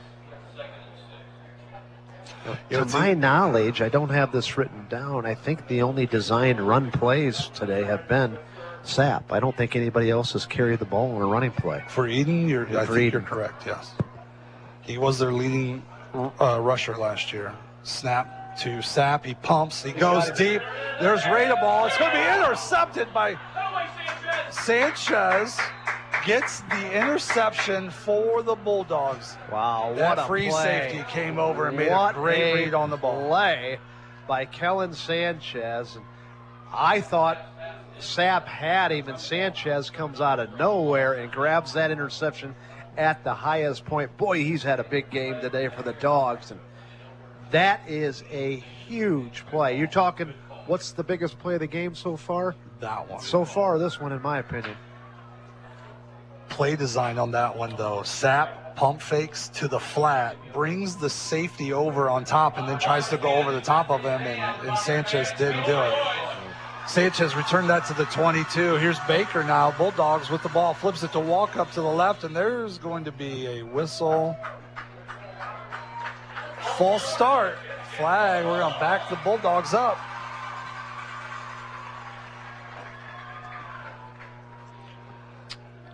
Still short field for the Bulldogs, but it will be 1st and 15 from the 27-yard line. Bulldogs still up 5 with the ball. Under 2 minutes to play here in the third. They have, we talked keys to the game early on. Control the ball, control the ball. Sometimes your best defense is a slow offense when you play a high-powered offense like this. Here got 4 seconds to get a play off. They better get it off, and they're going to get it penalized again. The timeout. That's Coach a big Flegel. deal. And Coach Flegel, who's just an outstanding coach, is furious, and he knows this too. You have a 5-yard penalty when really all the momentum's going your way. Right. Then you have to use a timeout. In a game like this, you're going to need those timeouts potentially. And it's just a bad sequence there, and I think that's why you saw the emotion from Brody Flegel on the sideline. The other part of that is they came out and set up in the same formation. They were going to run the same play they called the first one. It's what's taking this time. It looked like it. How's that? So timeout here with 2 minutes to play in the third quarter. Let's take a quick break here on B-Rock. We'll come back with more high school football action here from Edon.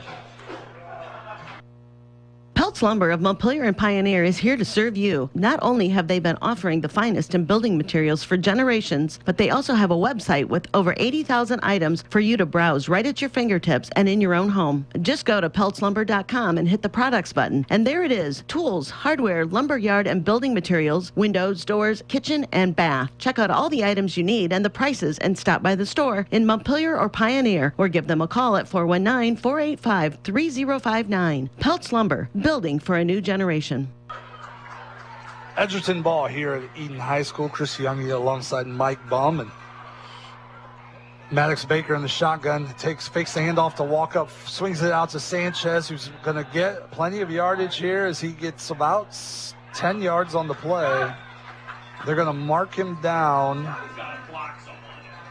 about the 16-yard line. That'll bring up 3rd and 4 for the Bulldogs. Ooh, second. Sorry. I forgot that was that penalty. Handoff to walk up as Edgerton quickly gets back to the line of scrimmage. He's going to push it forward for a gain of a couple. Yeah, it's going to be about a 3rd and 3 situation. I think this is 4-down territory. I would not trust the Edgerton kicking game with a missed field goal. A bobbled snap on an extra point just hasn't looked very clean. I know Eldon's got a good leg, and that'll come around, I'm sure. But right now tonight, I don't have a lot of faith in it. I think if you're Brody Flegel, you're setting this 3rd and 6, 3rd and 7 call up and ready to call a 4th down play as well. Baker in the shotgun. Going to put Krantz in motion. Fakes a jet sweep. The sack.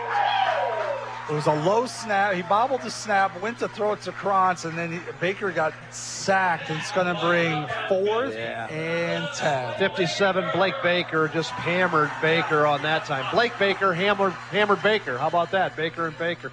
Fumbled snap, was discombobulated from the beginning, and Maddox Baker paid for it that time. So we've got a 4th down and 11 situation here for Edgerton. They don't have to run a play here. I think they're going to let it run, and we're going to walk to the other end. It's the right thing to do. We said that the kicker is good. He's got a great leg. but his leg is like number 8 on the things that need to go right list for a field goal to work, right? Everything. Right. There's like 7 things before he kicks the snap, ball. You got to hold it. All that just didn't look right, did it, Chris? It didn't. The first 2 times they tried.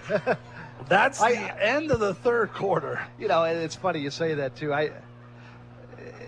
You see a lot of high school games, and you see sometimes over and over the trying of an extra point, and it's fumbled every other time. Certain teams, you see a lot of games and think, why in the heck are you keep doing that? Go for 2. Well, yes. You never know some days, though. So that's the end of the third quarter. Edgerton takes a lead to the other end, 26-21. We'll take a break right here on B-Rock, and we'll come up with fourth quarter action. Week 1, high school football. You got a good one. Right here on 100.9 WBNO. Your home is the one place where everything should be perfect, including your air. Stark's Plumbing and Heating Services helps you achieve the perfect air you deserve with reliable, groundbreaking, award-winning Lennox products. Call Stark's Plumbing and Heating Services and see how soon you can get a Lennox home comfort system that'll help improve your health and your mood. It doesn't get any more perfect than that. Call us today at 1-800-329-4040 or visit us at starksphs.com. Good luck to all the athletes in tonight's game from the team at Wellness Huddle in Edon. If you're not feeling quite up to par, take your first step in a new health direction and embark upon a new wellness journey that will lead your mind, body, and soul into tomorrow's health destination. Give Dr. Mike Miller a call at 419-272-5209 and discover a more natural way for the body to heal itself. Whether you're an athlete or a mom, Dr. Mike Miller will help you get on the right track with your health. Good luck tonight from everyone at Wellness Huddle. Dr. Mike Miller, Angie, Heather, Jennifer, and Kristen, Sean, and Taylor. Go Bombers! Fourth down play for Edgerton is stuffed by the Bombers, and they are going to get the ball back on downs, and that is how we start the fourth quarter. Pressure on Maddox, tried to throw across his body. Gets it intercepted by number 3, Kendall Briggle, who's had a heck of a game. And Edon takes over now. Again, only down by 5 points, 11:51 in the game. So Edgerton kind of not taking advantage of a golden opportunity on the interception by Sanchez that put them in good situation or threatening territory. And thanks to a penalty and then bobbled snap and then, of course, ending up with an interception, Edgerton is going to come away with no points. Well, proves how much I was watching. I was trying to do some other stuff. Edon comes out.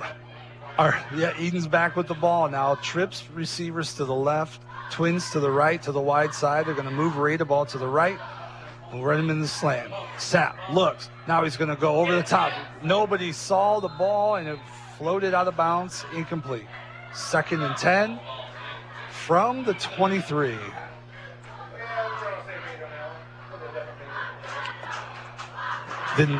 Not sure if anybody thought the ball was coming to him there. Yeah, a little weird play there. 2nd and 10 from the 23. Getting a little bit of glare in here. Plus it's warmed up. Getting too excited in the fourth quarter here. Sapp in the shotgun. Ray ball. Motions to the right. Again. He looks to the right. Pumps. Now he's got it. Looking over the top. Trying that wheel route. Wheel route means you're faking an outside kind of a cut. And then you turn it up into a takeoff route on the sidelines. And Edon tried that both times there and just couldn't connect. Pretty well defended by Edgerton. Gallahue was the intended receiver there, and it was just a little over his head. You know, Mike, we've seen in this game that experiences make the difference, and that's how it is at Yarger Flagle Investments. Experience the difference with us. Call Tom Lynn Shelley at 419-298-2000 to schedule your appointment. Sapp throws the ball right. He threw a dart right to Ray the ball, and that's going to be a first down. Big time throw and catch on the sideline. That That is Sapp getting his timing down. Yeah. That was a rocket. That was a pass. That's going to move the ball up to the 34-yard line for the Bombers. Sapp. He's going to hand the ball off in the backfield. Was that Holbert that had that first carry? time that he's carried the ball today, Cohen Holbert. Tough 2-3 yard run. Looks like they're going to give him almost, 3. Looks like more. 2nd and 6 for the Bombers. Trip receivers to the wide side on the right. Sapp waiting for this snap. Here it is. Now he's looking to the right. Pump fakes. Now goes back left. Stops. Now he's got pressure from Weaver. Steps up. Throws it deep. It's going to be Gallahue. Can't handle it. It's just a little underthrown. He had a little bit of pressure there from the Edgerton defender. Yeah, it was catchable. Braden Leppelmeyer. It was catchable, but it would have been very difficult. He was open. The ball hung. It gave Leppelmeyer time to get back. Yeah. And the senior will get credit for breaking that one up. The thing is you only got so much. If Sapp can buy himself an extra second, and he did there, you're leaving yourself, your defensive backs on an island one-on-one with him, and he's going to eventually win more than he loses. He's just too good of a player. Especially when Sapp starts to run, you get D-Beak sucked up, and then it's over the top. Sapp looking to his left, now comes back to right, throws over the middle. Yeah. He gets Dickman right in stride, and it's going to be a first down to the Edgerton 45-yard line. Well, listen, you're seeing a incredible week 1 performance by a quarterback tonight in Kyler Sapp, who's throwing darts all over the field. That one was on the money. Yeah, it sure was, a crossing route to Dickman. First quarter, that's up or down, but that one was right where it needed to be. Sapp drops back, looking deep. Now comes underneath, throws it to Dickman again. A little bit behind him, incomplete. But that'll bring up 2nd and 10 from the 45. They're going to be a hold. I listen, a lot of football to be played left. 10-21, it's 26-21. Edgerton's got the lead. Edon is moving. They're in Edgerton territory for everybody that's out there listening. But let's do a flashback last year. 28-26 Edon victory at Edgerton. Yeah. Are you calling my this going to be? I was never very good in calculus, but I think that's a possibility that we could see right here, right? Who knows? There's a lot of football. No, Edgerton has won 16 of the last 23 meetings since 2000, so we'll see. Edon. Sapp drops back, looks, throws it up over the top, overthrows Willis. 3rd down and 20 situation. Now, you're not going to get it all back probably right here. Right. Maybe a crossing route. Get yourself into a 3rd down and manageable situation if you're Edon. 2nd and 20 from the Edon 45.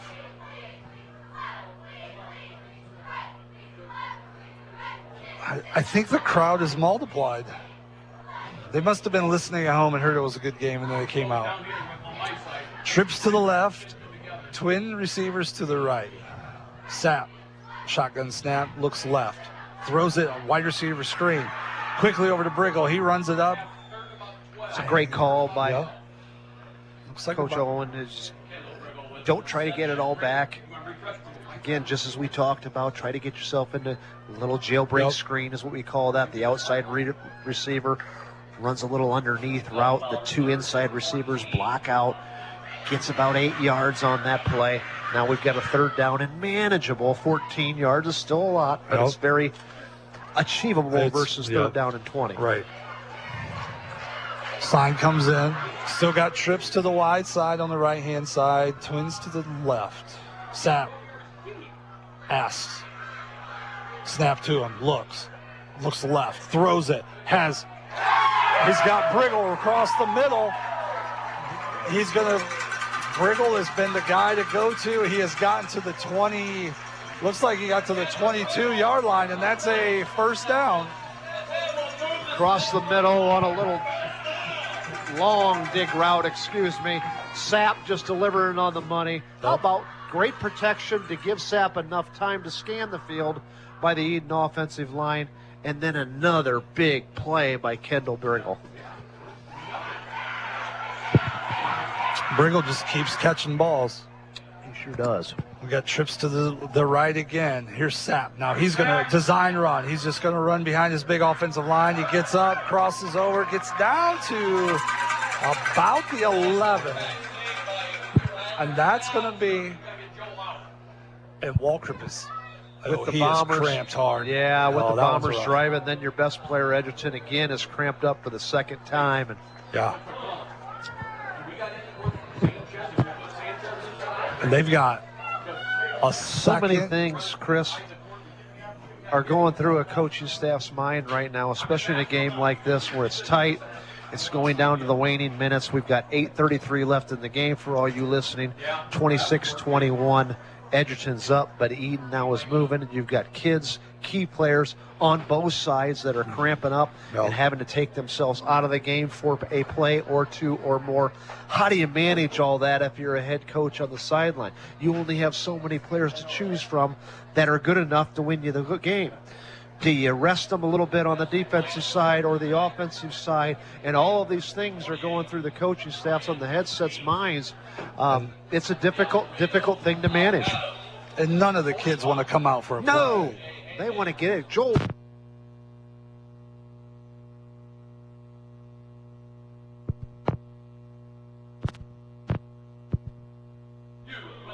He don't want to come out of the game. No, you know? of course not. But he's going to have to. He's going to have to come out for a play. He's able to walk off, which is good. Ball on the 13. 2nd and 2 for the Bombers. Looking to move to that elusive 28-26 score. Fake handoff to Hallberg. Here comes Sapp all the way through into the 5, down to the goal line. He scores.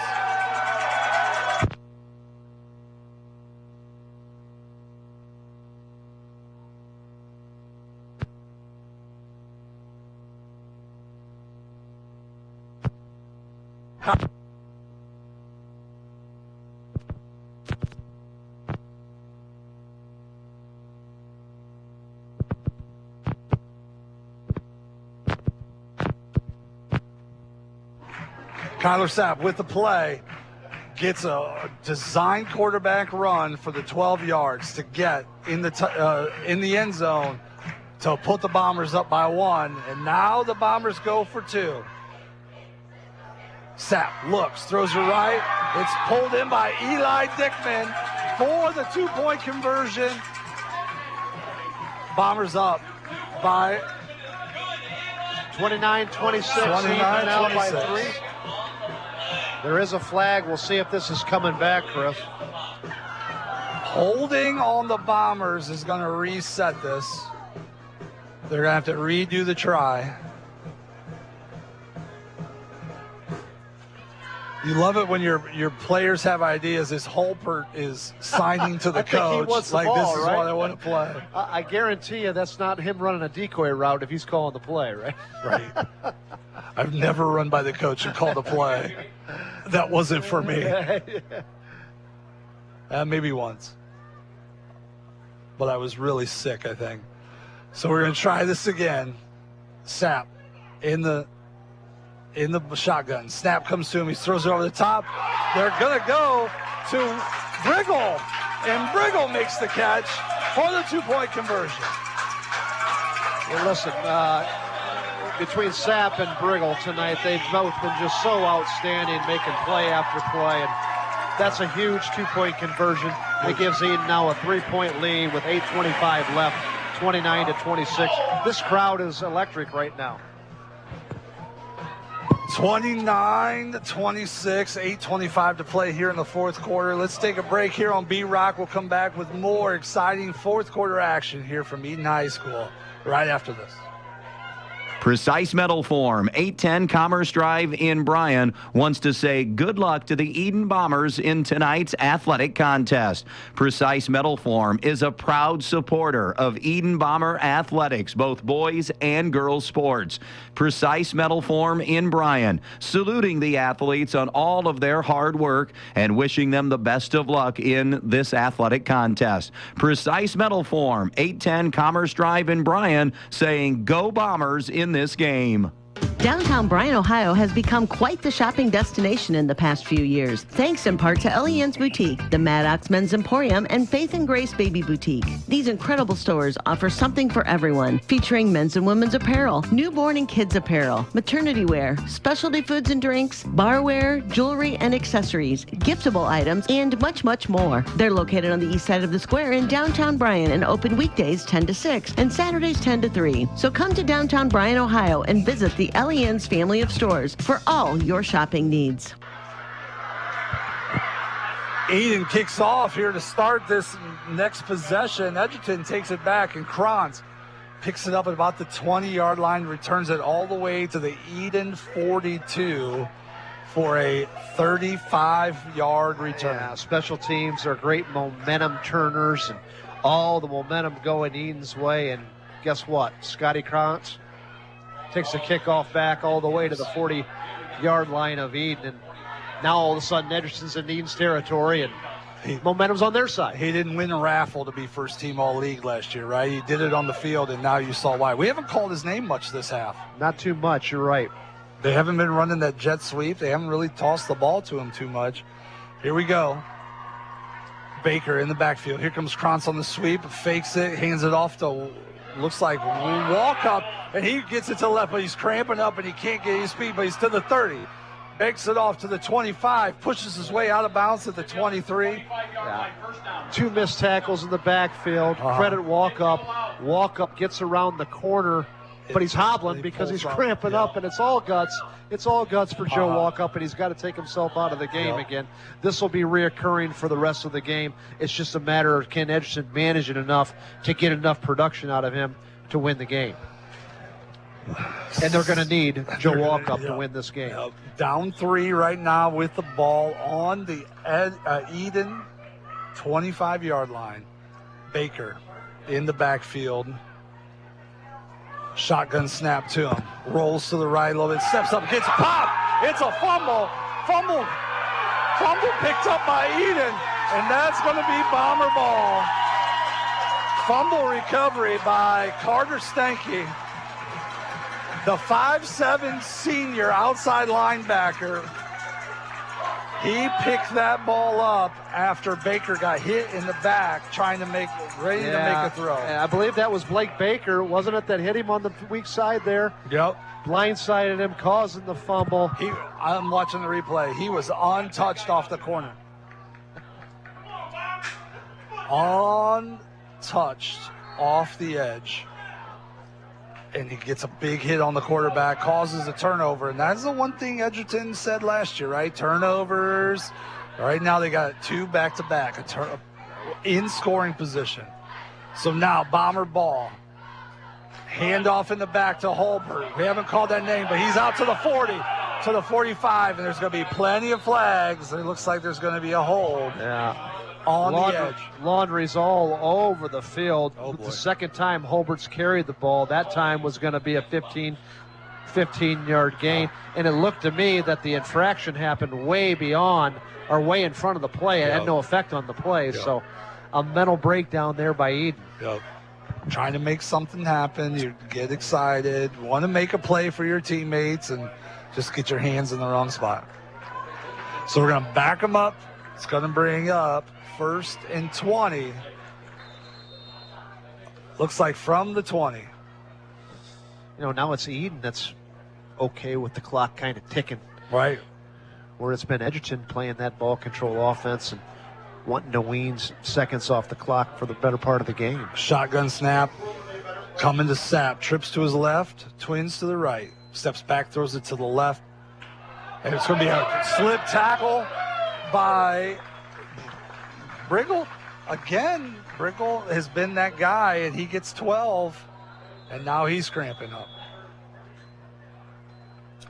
but that gave them gain of 12. So you went from 1st and 20 to 2nd and 8, and that's very makeable. Again, another little jailbreak screen there. That time again, I believe, like you said, it was to Briggle. Briggle now is down with cramps. That has been the story, I guess, of the second half. Or we've had a lot of stories the second half. I don't think it's just been cramping on both teams, but key players who went down certainly have affected this game on both sides. I think the bigger story the second half, you indicated the 2 turnovers for Edgerton. Both forced by Edon. Those weren't gimme turnovers. And I think simply the play of Kyler Sapp and Kendall Briggle have just been second level. Have just been second level the second half. There hasn't been many answers to that in the first half. The Edgerton DBs were around there doing really well with it, but they've had Baker's had those cramps in that backfield. I'm not sure where Scotty Krantz is gone. I mean, we had the punt or the kick return, and it's been quiet. 2 big catches there in the first half, touchdown. But since halftime. All right, so Briggle's going to come. He walks off. He's going to get here, get some fluids, start stretching. Bombers back with the ball. Holbert in the backfield again. Twin receivers both ways for Sapp. Shotgun. Hands it to Holbert. No, he keeps himself on the read option. Pushes ahead for a couple. Looks like they're going to be a 3rd and 5. 3rd and 5. Conventional wisdom would be keep the ball on the ground here and let that clock run. Bob Owen usually doesn't follow conventional wisdom. He's a gambler. He's a riverboat gambler. I would not be shocked to see him put the ball up here and try to get a first down and continue the clock. Side note, Edon has 3 timeouts. Not an issue now. Edgerton has 2 timeouts. 6 minutes and rolling here in the 4th. Snap to Sapp. He looks, throws. It's going to be, looks like complete. He threw the ball. And Bob Owen throws the ball, and he gets the first down.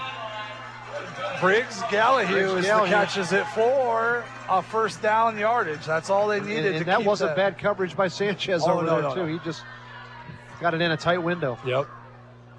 It was a good defense. It was a better catch. Yeah. Clock is stopped, though, as he stepped out of bounds. 5:48 to play. Edon with the ball, up 3, 29-26. Trying to break the streak of road teams winning as they give the ball to Holbert. He breaks the tackle, steps up into the hole, still grinding it out. Thought he was going to get tackled for a gain of 5. He ends up with 7. And Holbert, obviously, your best defensive player for the Bombers, but hasn't been a huge impact offensively today. Now is your time. Yeah. You're a senior. You're a kid who's already got a scholarship offer to play Division II college football. This is where they need you most. You're a big, strong back. Keep the chains moving if you're Edon. And early on, you don't know how that hamstring's going to react. So you let him work his way into it. Now it's like, all right, buddy, we need some help here. Twin receivers both sides. Holbert in the backfield with Sapp. Handoff. Nope, faked handoff. Sapp keeps it. First down road across the 40 to the 35. Dives ahead to the 32. They're going to give him the 31-yard line, but that's another first down for the Bombers. 4:50 on that clock and rolling. Bombers moving the ball up 3. Trying to win this Route 49 rivalry battle. Boy, it's been a fun one. Last year was a 28-26 Edon victory. This year, the issue's still in doubt. We've got 4 minutes and change left. Edon 29-26 over Edgerton. Momentum has went both ways throughout the course of the game. Been fun. Sapp throws it, swings it out to Holbert on the pass. Gets the first down, or the line of scrimmage, sheds a tackle, falls forward for another 5. It's going to be 2nd and 5 from the 20. Oh, 2nd and 6 from the 26. And you get about one more first down before you break the huddle if you're Kyler Sapp, as you say. Hang on to the football. Uh-huh. Hang on to the football. Exciting Northwest Ohio football action right here on B-Rock. Very exciting. Aren't you glad you're doing this tonight? It's better than the alternative. Concession stands at Liberty Center was my options. Yeah. Glad I'm here with you. Thanks, brother. Snap to Sapp. He keeps the ball, runs it off the side, over the 15, up to the 10. He's popped, falls forward to about the 7. Another first down for the Bombers inside the Bulldog 10. Now you're in that situation. If you're in the huddle, you're Kyler Sapp. You just say, listen, we're going to score right here. Hold on to the football and let's score. Hold on to the football and let's score. 3-10 and rolling. You got a big back with Holbert ringing here in that looks like red zone. They're on about the 7-yard line. Kyler Sapp also very physical back. Bob Owen's going to take his time and call timeout once it gets down to 1 second on the play clock. He's trying to milk as much as he can. Edgerton's going to have to start thinking about calling timeouts here and using this now. 2:46 to play here in the fourth. We got a timeout on the field. Edon leading by 3 inside the 10, looking to put more points on the board. Let's take a break here on B-Rock, and we'll be back with the finale of this game right after this. Good luck to all the athletes in tonight's game from the team at Wellness Huddle in Edon. If you're not feeling quite up to par, take your first step in a new health direction and embark upon a new wellness journey that will lead your mind, body, and soul into tomorrow's health destination. Give Dr. Mike Miller a call at 419-272-5209 and discover a more natural way for the body to heal itself. Whether you're an athlete or a mom, Dr. Mike Miller will help you get on the right track with your health. Good luck tonight from everyone at Wellness Huddle. Dr. Mike Miller, Angie, Heather, Jennifer, and Kristen, Sean, and Taylor. Go Bombers! Northwest Ohio football on B-Rock. Chris Junge alongside Mike Bumb. And Bummer, we got 2:45 to play. Bombers have the ball on the 7. First and goal, looking to take this 3-point lead and make it 10. With the backfield right now of Holbert, Briggs, Galahue, and Sapp, and they're going to just run the ball. Yep.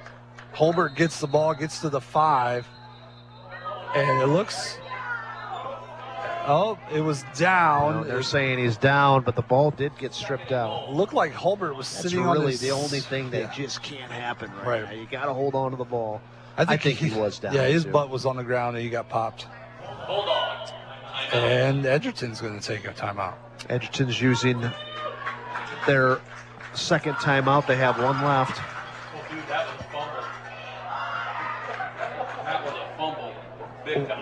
Let's take this break with them. We'll come back and pick up some red zone action here on B-Rock.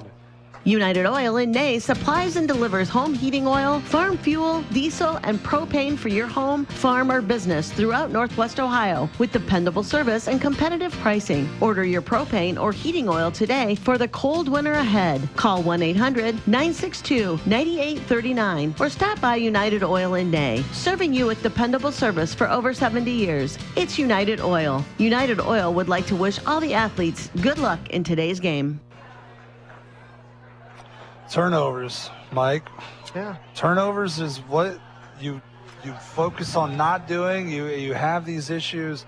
Edgerton, it looked like they had they had 2 hands on this game and then back-to-back turnovers. And now we're looking at second and goal from the 5 or from the 7, I'm sorry, for the Bombers, looking to stretch this lead from 3 to 10. Yeah. Certainly didn't help. The one turnover was on a 4th down and long, but the sack certainly didn't help. And you just can't give opportunities to Kyler Sapp in this offense, and they gave too many of them the second half. Trips left. Holbert in the backfield with Sapp. He's going to do RPO. He's going to look, throws it to Rada ball, and it's off his hands, incomplete. I'm kind of, and I get Coach Owens, one of the greatest offensive coaches around, and he's a riverboat gambler. A little surprised he threw the ball there. I don't know what the value was. You wanted him to use that last timeout. Exactly. Excuse me, Edgerton to use that last timeout. You got a big bull in there in Hulbert. Yep. So a little surprised by that call. 2:23 to play, 3rd and 7. As the play comes in.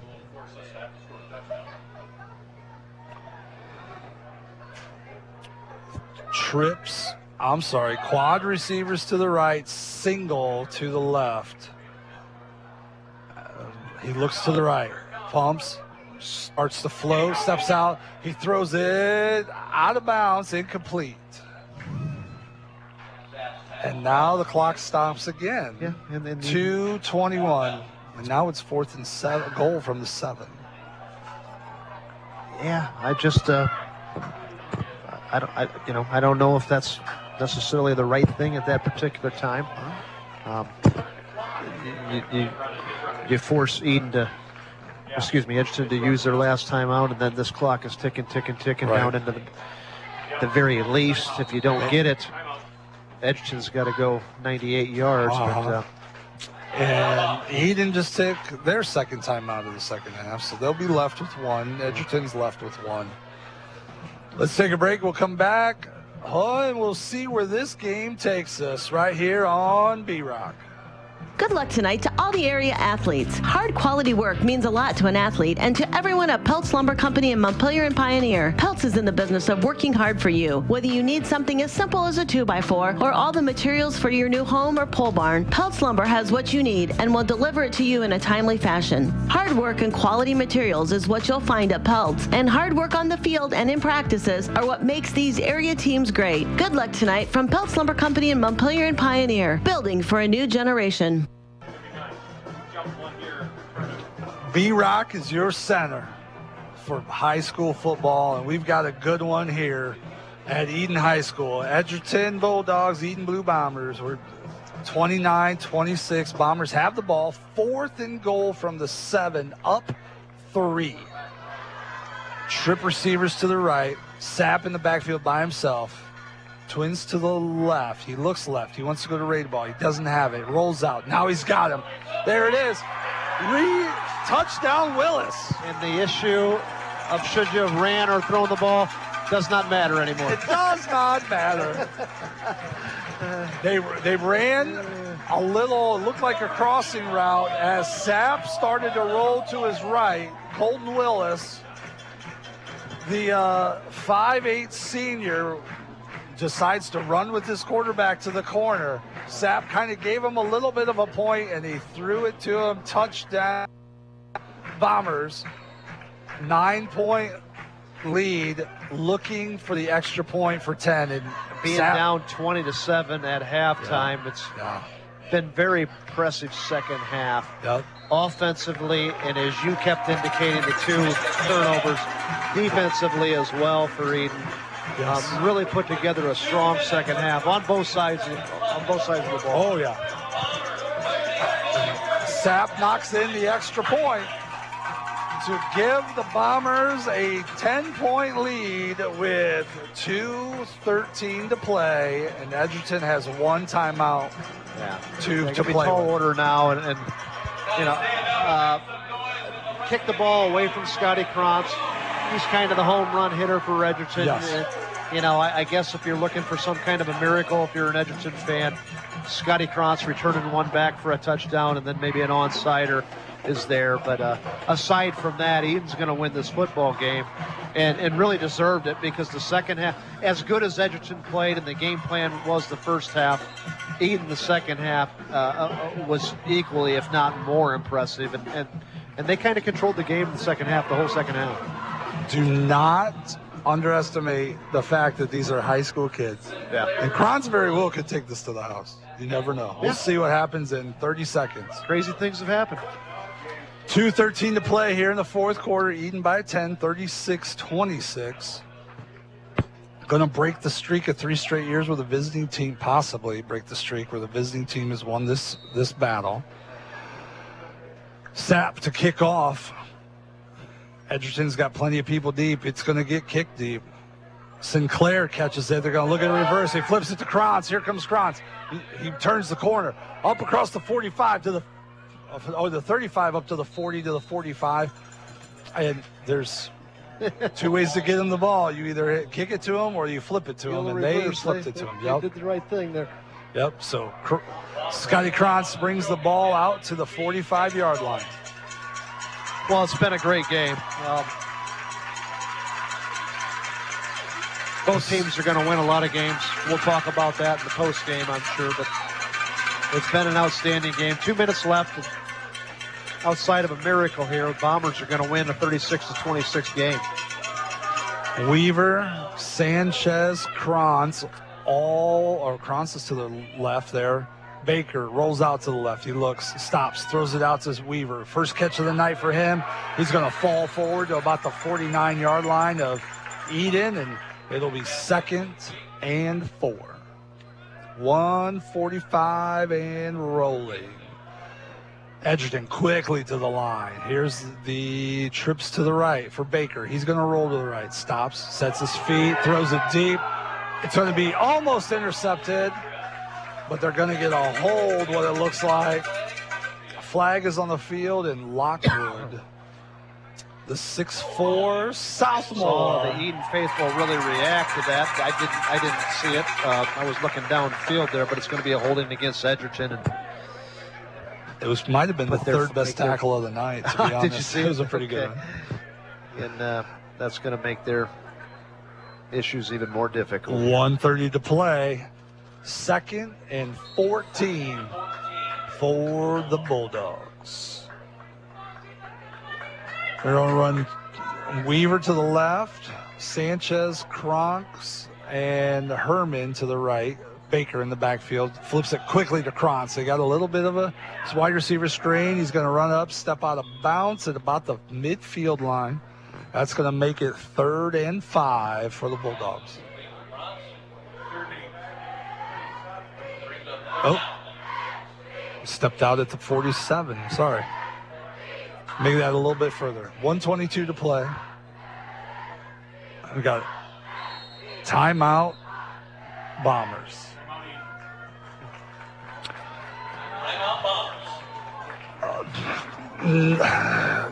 Mike, it's not quite like we said in the first half. It was not quite the offensive explosion we were looking for. We thought it would be a little bit different. I thought the defense for both teams just did a great job. Edgerton really controlled the line of scrimmage. They got some pressure on Sapp that they have not done much this half. He has had his time to throw, and that offensive line for the Bombers has really proved why they're 5 returners, right? 3 seniors, 1 junior, 1 sophomore on the offensive line. You're right. Did not get any real pressure, substantial pressure, consistent pressure against Sapp. Why is that? Maybe better blocking up front, maybe fatigue sets in, maybe a combination of both. But you're right, it seemed like Sapp had a little bit more time to throw in the second half, and boy, was he money. He's been money, been fantastic. And the times that they did get some modest pressure, did such a good job of keeping his eyes downfield and escaping the rush and making those plays. 3rd down pass to Herman is about 3 inches short of the first down. That'll bring down 4th and 1. 1:17 to play here. Bulldogs with the ball, down 10.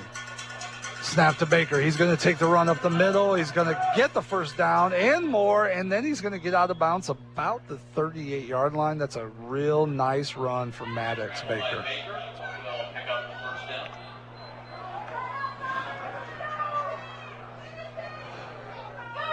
First down for the Bulldogs, 1:10 to play. 10-point lead for the Bombers. Trips left. Baker steps back, pumps. Now he rolls to the right, stops, throws the flag, incomplete. It was an incomplete pass. We're going to have 1 minute to play here in the 4th quarter. As starting to look like Edon is going to move to 1-0 on the season. They are home next week with Hilltop. Actually, their next 3 games are here. They started with a pretty solid homestand. Yeah, Edgerton goes to Hilltop, as you said. Hilltop's going to be improved. Baker rolls out to his left, throws the ball to Weaver. His second catch of the night. Stays, runs forward to about the 30. That'll bring up 3rd and 5, and we'll have timeout by Edgerton. Edgerton looks like they're going to drop to 0-1 with 45 seconds to play here in the 4th, down 10. They're going to go home. They've got 3 straight games at home after this. Oh, Edgerton's going to play. Who's Edon play? They can't both play Hilltop at home next week. No, Edgerton plays Hilltop next week. Hilltop or Edon plays Antwerp. Yes, there we go. Antwerp. All right, my bad. It's called Control V. Yeah, right. No, Bombers got a good team, and then Antwerp, nice program. Great community, coming off a great season, their best season ever last year. Lost a ton of seniors. Yep. So I think Antwerp will give some pushback, but I think Edon's got too much for that next week. Now, Coach Owen doesn't want to hear me say those kind of things, but Edon's got a chance to be a really good football team this year, and they should be. 10 seniors this year, 7 juniors. That's a lot of upperclassmen for a small school. Baker slings that one out to Herman on the right-hand side. He's going to get down to the 22. That's going to be a first down as Herman runs out of bounds and stops the clock at 42 seconds. Edgerton methodically not giving up, still trying to put themselves in scoring positions. A lot of that's because of the relaxed coverage from Edon. Baker throws it up over the top. It's going to be caught and pulled in. What a great catch by Carter Gibson. Wow. Ooh, great throw by that Baker. Was excellent. Hit Carter Gibson on a wheel route, and Edgerton's now on the 1-inch line there. 30 seconds and rolling. Baker's going to hand the ball up, and his walk-up is going to be blasted. Loss of 3. Now Flago is saying, clock the ball, hurry up. Here's the snap. He's going to be incomplete. We're going to stop it with 13 seconds to play as Walkup just got that middle hole got plugged quick. Yeah. That was a big catch for Edgerton, and then a big play defensively by Blake for Edon to make that big tackle there. And any whiff of a chance of a quick score and an onside kick, regardless of what Edgerton does here, is probably over with. Baker steps, throws it on the outside to Krantz. He's going to catch it. Oh, no, that's Herman. They're going to call him that's the ball game. Short in bounds, and they can't stop the clock. That's a final. Edon's going to win it. Edon's going to win that one. 36-26. What a great season. I know. What a fun game to watch. The momentum shifts in this game were consistent. I thought Edgerton the first half, Chris, played an outstanding game. We talked about in the third quarter how big that first possession was for Edon. Yeah. If Edgerton can get him off the field and then sustain another long drive and maybe go up as many as 3 scores, maybe Edgerton doesn't look back. Just the opposite happened in that third quarter.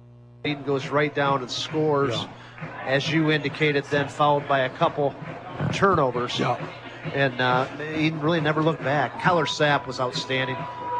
Kendall Briggle was outstanding. Let's take a break here with the final 36-26. Edon winning the season opener on their home field. We'll take a break. We'll jump into that post-game show right here on B-Rock. Before after tonight's game, make sure Edon Pizza is a part of your evening. Edon Pizza in downtown Edon. Give us a call at 419-272-2452 and order your pizza, subs, and pasta for your pre- or post-game dinner. Go Bombers! Your home is the one place where everything should be perfect, including your air. Stark's Plumbing and Heating Services helps you achieve the perfect air you deserve with reliable, groundbreaking, award-winning Lennox products. Call Stark's Plumbing and Heating Services and see how soon you can get a Lennox home comfort system that'll help improve your health and your mood. It doesn't get any more perfect than that. Call us today at 1-800-329-4040 or visit us at starksphs.com. With an independent insurance agent, you can be sure that you're getting the right coverage at the right price. At Best Insurance and Financial Services, it's all about relationships. We work one-on-one with you to make sure your auto, home, farm, or business is protected by a quality insurance company. That's why we work with Ohio Mutual Insurance Group. We know you can trust Ohio Mutual to protect what matters most to you and your family. Once you see how Ohio Mutual cares for your needs, you'll trust them as well. Give us a call at 419-272-2888. We can recommend the best coverage from the best companies like Ohio Mutual. Ben's got too much class for that. Game 1, season 2024 is in the books. We watched a great one here, Mike. Chris Junge alongside Mike Bumb. 36-26. Edon gets the win, trying to make that next step to the playoffs. Mike, we saw it really was a tale of two halves. You know, Edgerton really dominated that first half, taking a big 20-7 lead into the halftime. They come out, they get one score the second half. Edon scores 29 points. Yeah. Just what you said is exactly right. A tale of two halves. And a lot of contributing factors to that. I think the biggest contributing factor was, I thought Kyler Sapp and I thought Kendall Briggle specifically, which was his number one target, were just second level, which were just stepped it up to a level that small schools in week one you don't see very often, making plays in traffic. That was the big thing there. Also give credit to Edon's defense. We talked about how they got pushed around a little bit in the first half with the Edgerton offensive line, and they were really able to exert Joel Walkup. Didn't have so much success or as much success in the second half, and was a couple turnovers, one of them on fourth down, but one of them ending a drive where they had some opportunities there in the red zone that Edon came away and capitalized. If you're an Edgerton fan, you're going to look back and talk about some penalties. I don't know if that's necessarily fair, because I thought Edon had a lot of penalties too. And you know, if you're just turning in, I think the big three things, and I've mentioned this a few times, so if you've been listening the whole time, I'm being a little repetitive, but I think there's three factors in an opening game that I have seen throughout the years. Number one is special teams play, because you don't practice it live so much anymore in preseason for fear of injury, and how teams perform and the special teams. I give the edge there to Edon. The second one is the penalties, because, you know, you're just not as disciplined yet. You haven't had the referees on, watching you as closely as you do in scrimmages and in practice. And I thought that was split down the road. I thought equal amount of penalties on both sides. And then the third one is the conditioning going into the second half. And, a lot of kids on both sides were cramping up. And it's not to say the kids are not in good shape, but you're not used to playing in the hot weather in game situations. It happens, as you said, Chris, at every level. So I thought we saw all three of those things that you're concerned about from both teams. I think Edon just did a little bit better. And listen, great players on both teams, but Kyler Sapp's different. He's different. He was the best player. We thought that on the field tonight. He certainly did nothing to make us think anything less of that. Just because Edgerton lost tonight doesn't mean they're not going to have a successful season. I think they will. I was going to say, if we start there on that Edgerton side, one of the things Coach Flagel said is they had to avoid injuries in spots, and cramping is not an injury, but if you look at who was cramping for each team, that walk-up cramp, Joel, him cramping and not being able to be effective, we saw that on that one catch where he came out and he probably could have had 10 more yards, but he pulled up tight. and compared to who was cramping up on the Edon side, that was a big one. I mean, they're going to recover. Everything's going to be fine. But if I'm driving home wearing maroon and yellow and I'm turning that 7-mile drive home and I've got this on, I've got to feel pretty good about where that team is this year versus where they ended last year, and you're seeing that improvement, and they're gonna win football games. They're a quality team. I couldn't agree with you more. And similar situation with 28-26. I think Edon won the game, but you saw more consistency from a lot of different players. I thought. From reflecting back from last year's roster of Edgerton, I thought they were able to do a lot more things. I thought the quarterback, I thought Baker was very good. He was really good today. Yes. There was a time he was 8 for 8 until he finally threw an incompletion, made some big runs. So that has improved. Offensive line play, we saw. Obviously, they played better in the first half. Yeah. Those are some they just play a little bit harder in the second half. To play in the second half, but I thought Edon up front physically in the second half did not get put. I don't want to say they dominated it. I don't think that's fair, but I think they competed with them in the second half. Flip that over. So I think Coach Flagel's got to, there's plenty of positives to look at that film. Coaches are always looking for that. Flip that over on the Edon side. That first half, I'll be honest with you, Sapp was okay. I think he was a little rusty. And the timing was a little bit off with his receivers. I'm not sure if they made an adjustment, if they got a little bit of a tune-up at halftime. But that second half, I think he missed maybe one pass, and everything was on the money. Receivers were on time. He was on time. The ball was coming out when it needed to, and that offense looked like a playoff offense in that second half. And they put up 29 points. Yeah, and it's a quarterback-driven offense. Exactly. If you don't, when you're running this, 90% throwing the ball, a spread type of offense, it doesn't work if you don't have a quarterback who can make it happen. And they do. And they got some nice complimentary wide receivers out there. We referenced again Kendall Briggle. Max Radable had a great game. Kendall Briggle was I thought second half was just lights out and did a better job of protecting. You referenced the fact that they just didn't get a whole lot of pressure on Sapp in the second half. Why is that? Again, it gets tough when you're rushing the quarterback 40 times in a row when you put your hand on the ground and you say, you got to go, I got to go. That over time, with the lack of depth that Edgerton has with 28, 29 kids or whatever their roster is, it makes it difficult. And it gets harder every time you don't get there. Yeah. Right? Because we know, we've watched film, we understand, we've played this team, right? If you're Edgerton, that ball's coming out in 2-3 seconds. And if I can't get there in 2-3 seconds, but I have to try to get there every time, it gets more and more difficult every time. Well said. So like we had said, unfortunately, everybody gets out of here healthy. Obviously, you're going to get some electrolytes in you. These kids are going to bounce back next week. Edon with Antwerp, that'll be a good battle just down the road again. Edgerton gets Hilltop. So a team you can bounce back, a game you get to bounce back with, and at home, get in front of your home fans, a little bit different atmosphere than being on the road. But there were plenty of fans that made the trip here. It was a great atmosphere. For my first trip to Edon to watch a football game here, it was a great atmosphere. We had a good time. Yeah, and I think probably both teams that they're playing next week, Hilltop and Antwerp, have got enough firepower to beat. But I think it's fair to say that Edgerton will be the favorite against Hilltop, and Edon will be the favorite against Antwerp next week. So I think a couple different challenges on that, and both of them from a different perspective of getting your kids. One, this is a big rivalry game for Edon. Right. Getting them back on their feet and grounded and say, and it's not so much on Friday night, Chris, because everybody's ready to play on Friday.